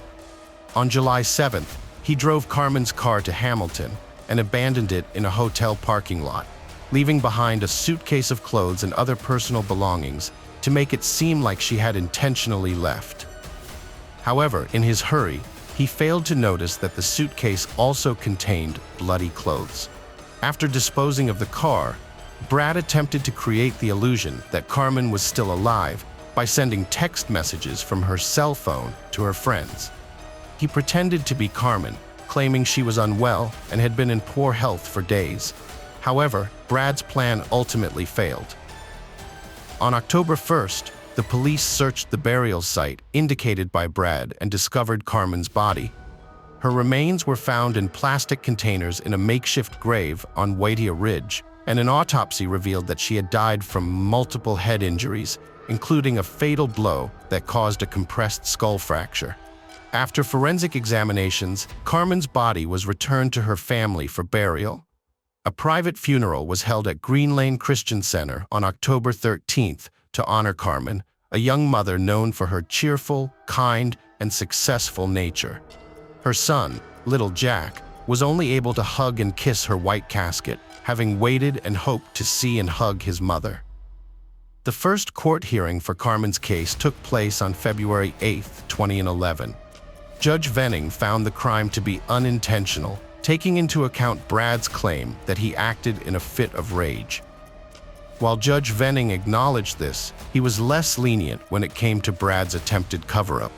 On May 26, 2011, Brad Callahan was charged with attempting to obstruct justice. According to the police investigation, on July 29, 2010, Callahan fatally struck Carmen Thomas multiple times in the head. He then sent a text message to a friend asking for 3 garbage bags and a bottle of kerosene. Subsequently, Callahan dismembered Carmen's body into 8 pieces to dispose of it. On November 25, 2011, a retrial was held, and police officers involved in the case filled the Auckland High Court. Unexpectedly, Brad Callahan pleaded guilty to 2 charges: murder and attempting to obstruct justice following Carmen's death. This was a reversal of his previous denial of guilt. The judge described Callahan's actions as one of the most serious cases of attempting to pervert the course of justice, stating it was as serious as it gets. The judge also characterized the murder of Carmen Thomas as brutal, but not severe enough to warrant the harshest sentencing laws. A 33-year-old man, Brad Callahan, was sentenced to life in prison for murdering Carmen Thomas in Auckland High Court. The court was packed with Carmen's friends and family, including her parents, who had traveled from South Africa. Judge Venning condemned Callahan's attempts to cover his tracks, describing them as insufficient to bring him to justice. Callahan will serve his life sentence and 6 years for attempting to pervert the course of justice concurrently. Detective Inspector Mark Benefield stated that Callahan's actions had a devastating impact on 2 families and that he had effectively passed judgment on himself. Callahan's supporters left the court without commenting. Carmen's family expressed their grief and anger over her tragic loss, grateful that Callahan will be imprisoned for a long time to reflect on the harm he caused. Her mother, Teresa Scott, was left completely devastated by the incident. Detective Mark Benefield explained that the 10-week investigation into Carmen's disappearance involved hundreds of hours of police work. Early on, they suspected she was murdered and carefully gathered evidence following proper legal procedures. Benefield praised the cooperation with the defendant's employer and ongoing efforts to search the construction site for more evidence. He didn't rule out further arrests or charges related to Carmen's death. The Thomas family is devastated, saying they'll never forgive Brad for his actions. However, Carmen's stepfather, Wayne Callahan, and his attorney, Stuart Grieve, acknowledged Brad's acceptance of responsibility and won't challenge the sentence. The case raises concerns about potential biases against Carmen due to her profession, but emphasizes that the victim is not to blame and Brad's actions were inexcusable. The case has garnered significant media attention due to its rarity in New Zealand. The impact on Carmen's young son, Jack, who now lives under an assumed name, is also discussed, with the need to protect him from learning the truth about his mother's fate. Welcome to our channel. Today we're going to take a look at another horrible case with you. The case of Lindsay Wilson. Lindsay Wilson was a kind-hearted and empathetic person who wanted to love and be loved. Her primary mistake was failing to recognize her partner's true nature in time. As time passed, she struggled to escape from their codependent relationship. Lindsay's story began when she discovered she was pregnant at 17. Raised in a loving family, she wasn't emotionally unprepared, but her boyfriend's abandonment scared her. Lindsay was aware that motherhood would bring physical and financial challenges. She was relieved to meet Mitchell, who seemed like a gentleman, attentive and caring, and didn't shy away from her despite her pregnancy. However, his true nature would eventually be exposed, leading to devastating consequences. Mitchell fell in love with Lindsay at first sight and wanted to spend his life with her, raising her child as his own. He worked hard to provide for her, even taking extra hours to ensure she wanted for nothing. However, their 5-week-old relationship shocked their parents, who felt they were rushing into marriage. Despite their doubts, they got married in August 1995, surrounded by Lindsay's family and only a few of Mitchell's relatives. Lindsay's family noticed that Mitchell was overly sweet and polite, but they kept their misgivings to themselves. The newlyweds had a dispute on their wedding night, which left a bad impression on Lindsay's relatives. Mitchell's behavior became increasingly controlling and violent. Lindsay sought psychological support and reported the abuse, but her husband would answer the door and phone calls, preventing her from contacting her social worker. The social worker, concerned for Lindsay's safety, reported her missing in February 1999. The police visited the address but were unable to speak with Lindsay, and Mitchell claimed she had left him for another man. The search for Lindsay began, and her relatives reported that they last saw her on December 11th, appearing happy and healthy. Her mother had tried to reach her on December 24th, but was told by Mitchell that she had left with friends, accused of infidelity. Detectives were puzzled by the fact that no one had expressed concern about Lindsay's well-being for 2 months. It was clear that Mitchell had isolated her from the outside world, including her close relatives. Although they had previously struggled to communicate with her, it was possible for Lindsay to go unnoticed for a while. However, this didn't mean her family wasn't worried. The news of her disappearance was alarming to everyone. They all described Lindsay as a modest person who didn't drink, and Mitchell had restricted her contact with friends and acquaintances. There were many inconsistencies in Mitchell's story, which contradicted his character profile and raised the investigators' suspicions. It seemed unlikely that Mitchell would simply let his wife go, and that Lindsay would leave her children with a tyrannical husband. The situation merited a thorough investigation, so the police spoke with all of Lindsay's acquaintances, trying to find anyone who had seen her after the family gathering. They questioned neighbors and requested surveillance footage from the residential complex where they lived. Unfortunately, all footage had been deleted by the time Lindsay's disappearance was reported. However, another date was discovered when she was last seen in person, on December 15th at the local post office, sending several letters and postcards. Her older sister also admitted that they met that day, despite Mitchell's disapproval. The sisters had tea together, and during their brief conversation, Lindsay slipped a note into her sister's hand, asking her to read it later. The sister put the note in her purse and forgot about it in the whirlwind of days. Regrettably, she couldn't find it later, and its contents remain unknown. After that day, no one saw Lindsay again for several months. Investigators tried to hold on to any information they could, suspecting that she was no longer alive due to her prolonged absence. They couldn't charge Mitchell without sufficient grounds and evidence, but the more they learned about Thay's life history, the stronger their suspicions grew. They had married shortly after their wedding and moved away from their parents, renting an apartment in Southport. Later, Lindsay gave birth to a daughter named Robin. The only shadow over the new baby's joy was her stepfather's volatile temper. After moving, the young wife fully experienced her husband's unstable moods. One moment, he could be joking and laughing. The next, he became unbalanced and aggressive. She tried to maintain a fragile peace at home, but didn't realize how completely she had submitted to his will. He controlled every step she took and caused a scene whenever she failed to hear the phone or answer a call. Loud arguments were often followed by passionate reconciliations, with Mitchell kneeling, begging for forgiveness, and professing his love.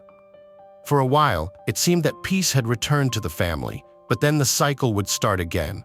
Conflict, reconciliation, repetition. Lindsay began to lose recognition of the man she loved.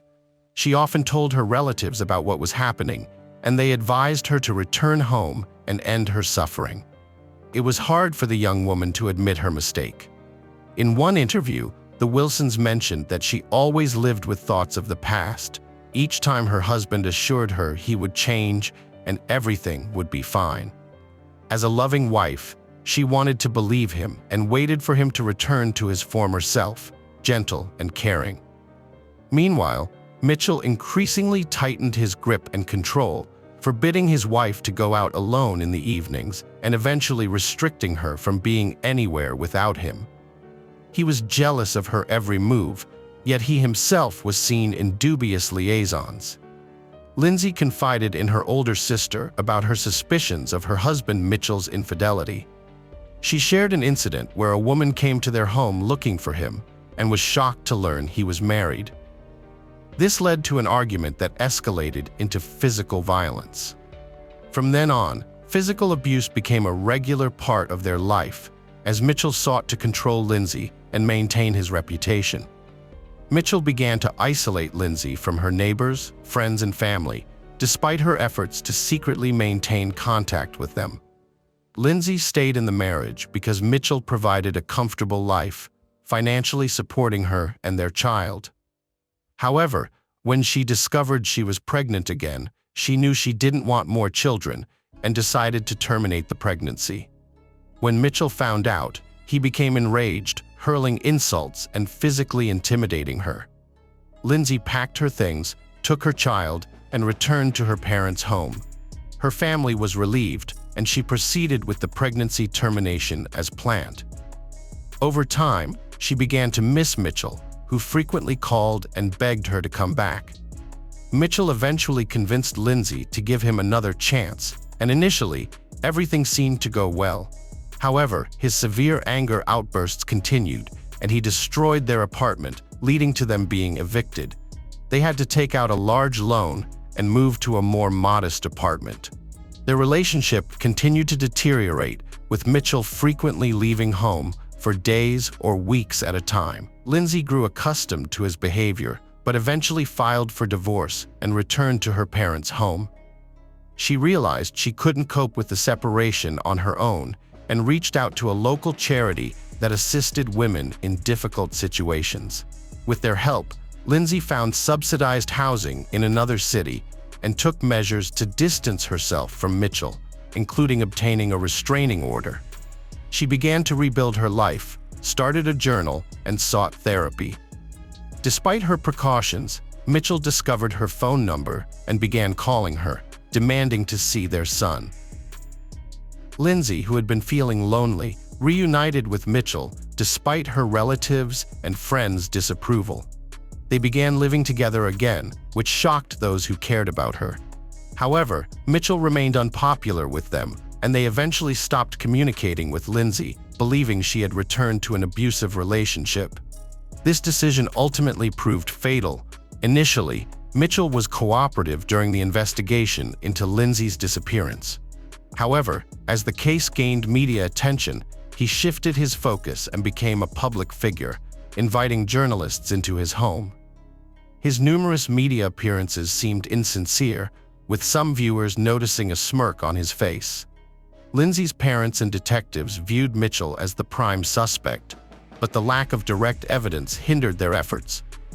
Searches were conducted at their home and throughout the area, but Mitchell continued to appear in the media, even declaring that Lindsay's family would one day apologize for their suspicions. On the eve of the holiday season, Mitchell sent a postcard to the lead investigator with a pack of hair dye, mocking the detective and displaying his arrogance. The investigation team responded by hinting that Mitchell was not who he claimed to be, tarnishing his reputation. In February 2000, it was discovered that Mitchell had been forging Lindsay's signature to receive social benefits, which indirectly implicated him in her disappearance. Despite the financial motive, Mitchell's popularity worked in his favor, and many supporters argued that he, as a single father, deserved financial assistance. These circumstances hindered the detective's ability to bring charges, but they eventually accused Mitchell of fraud. He was found guilty and sentenced to community service. However, Mitchell's popularity began to wane as the forgery of his missing wife's signature appeared suspicious. The number of angry comments increased, and Mitchell eventually snapped, blaming the media for intruding into his personal life. The case might have remained unsolved had it not been for a chance discovery on June 1, 2000, when a parkgoer noticed their dog acting strangely near a roller coaster. Human remains were uncovered, and forensic examination confirmed they belonged to Lindsay Key. This breakthrough revitalized the investigation, making it clear that Lindsay was a victim of a brutal crime. The focus shifted to finding the perpetrator, and on June 7, Mitchell was brought in for questioning. After 36 hours of intermittent interrogation, the suspect broke down and confessed to dismembering and murdering Lindsay on December 15, 1998. Mitchell told authorities that Lindsay had informed him of her decision to file for divorce earlier that day, which enraged him and led him to attack and strangle her in front of their children. He then hid her lifeless body in their bedroom, using a gap under the door to conceal any odors. Realizing he needed help to dispose of the body, he enlisted the assistance of his brother Elliot, a butcher, who was initially hesitant but eventually persuaded. While the children played in the next room, Mitchell and Elliot dismembered Lindsay's body and later dispersed her remains across the city. During his confession, Mitchell showed no remorse or empathy, instead seeming proud of his actions and stating that without his confession, they would never have proven his guilt. The next day, he led authorities to the other locations where he had hidden her limbs, although her head and one hand were never recovered. Forensic comparison confirmed that the remains were indeed Lindsay, leaving no doubt about Mitchell's guilt. The trial of the Key brothers took place in January 2001, with Mitchell being found guilty of first-degree murder and sentenced to life in prison with the possibility of parole after 17 years. A court-appointed psychiatrist noted that Mitchell showed signs of being a narcissist with sadistic tendencies. His brother Elliot received a 7-year sentence for his role in concealing the crime. Lindsay's children were taken in by her maternal grandparents, who gave them their surname. 3 months after the sentence was handed down, another tragedy struck the Wilson family when one of Lindsay's older brothers, unable to cope with the shock, took his own life in the attic of their family home. As of 2017, Mitchell Key has been eligible for parole, but his lawyers have been denied 3 times. The Wilson family, including the children, are concerned that the murderer might eventually be released and have started a petition urging that he remain incarcerated. In an interview, Mr. Wilson mentioned hearing rumors that his former relative had attempted to end his life and added that he sincerely hopes the murderer will try again and succeed this time. He also commented on the prevalence of domestic Stockholm syndrome, where victims often adapt to their abusers throughout their lives, even when their families come to their aid.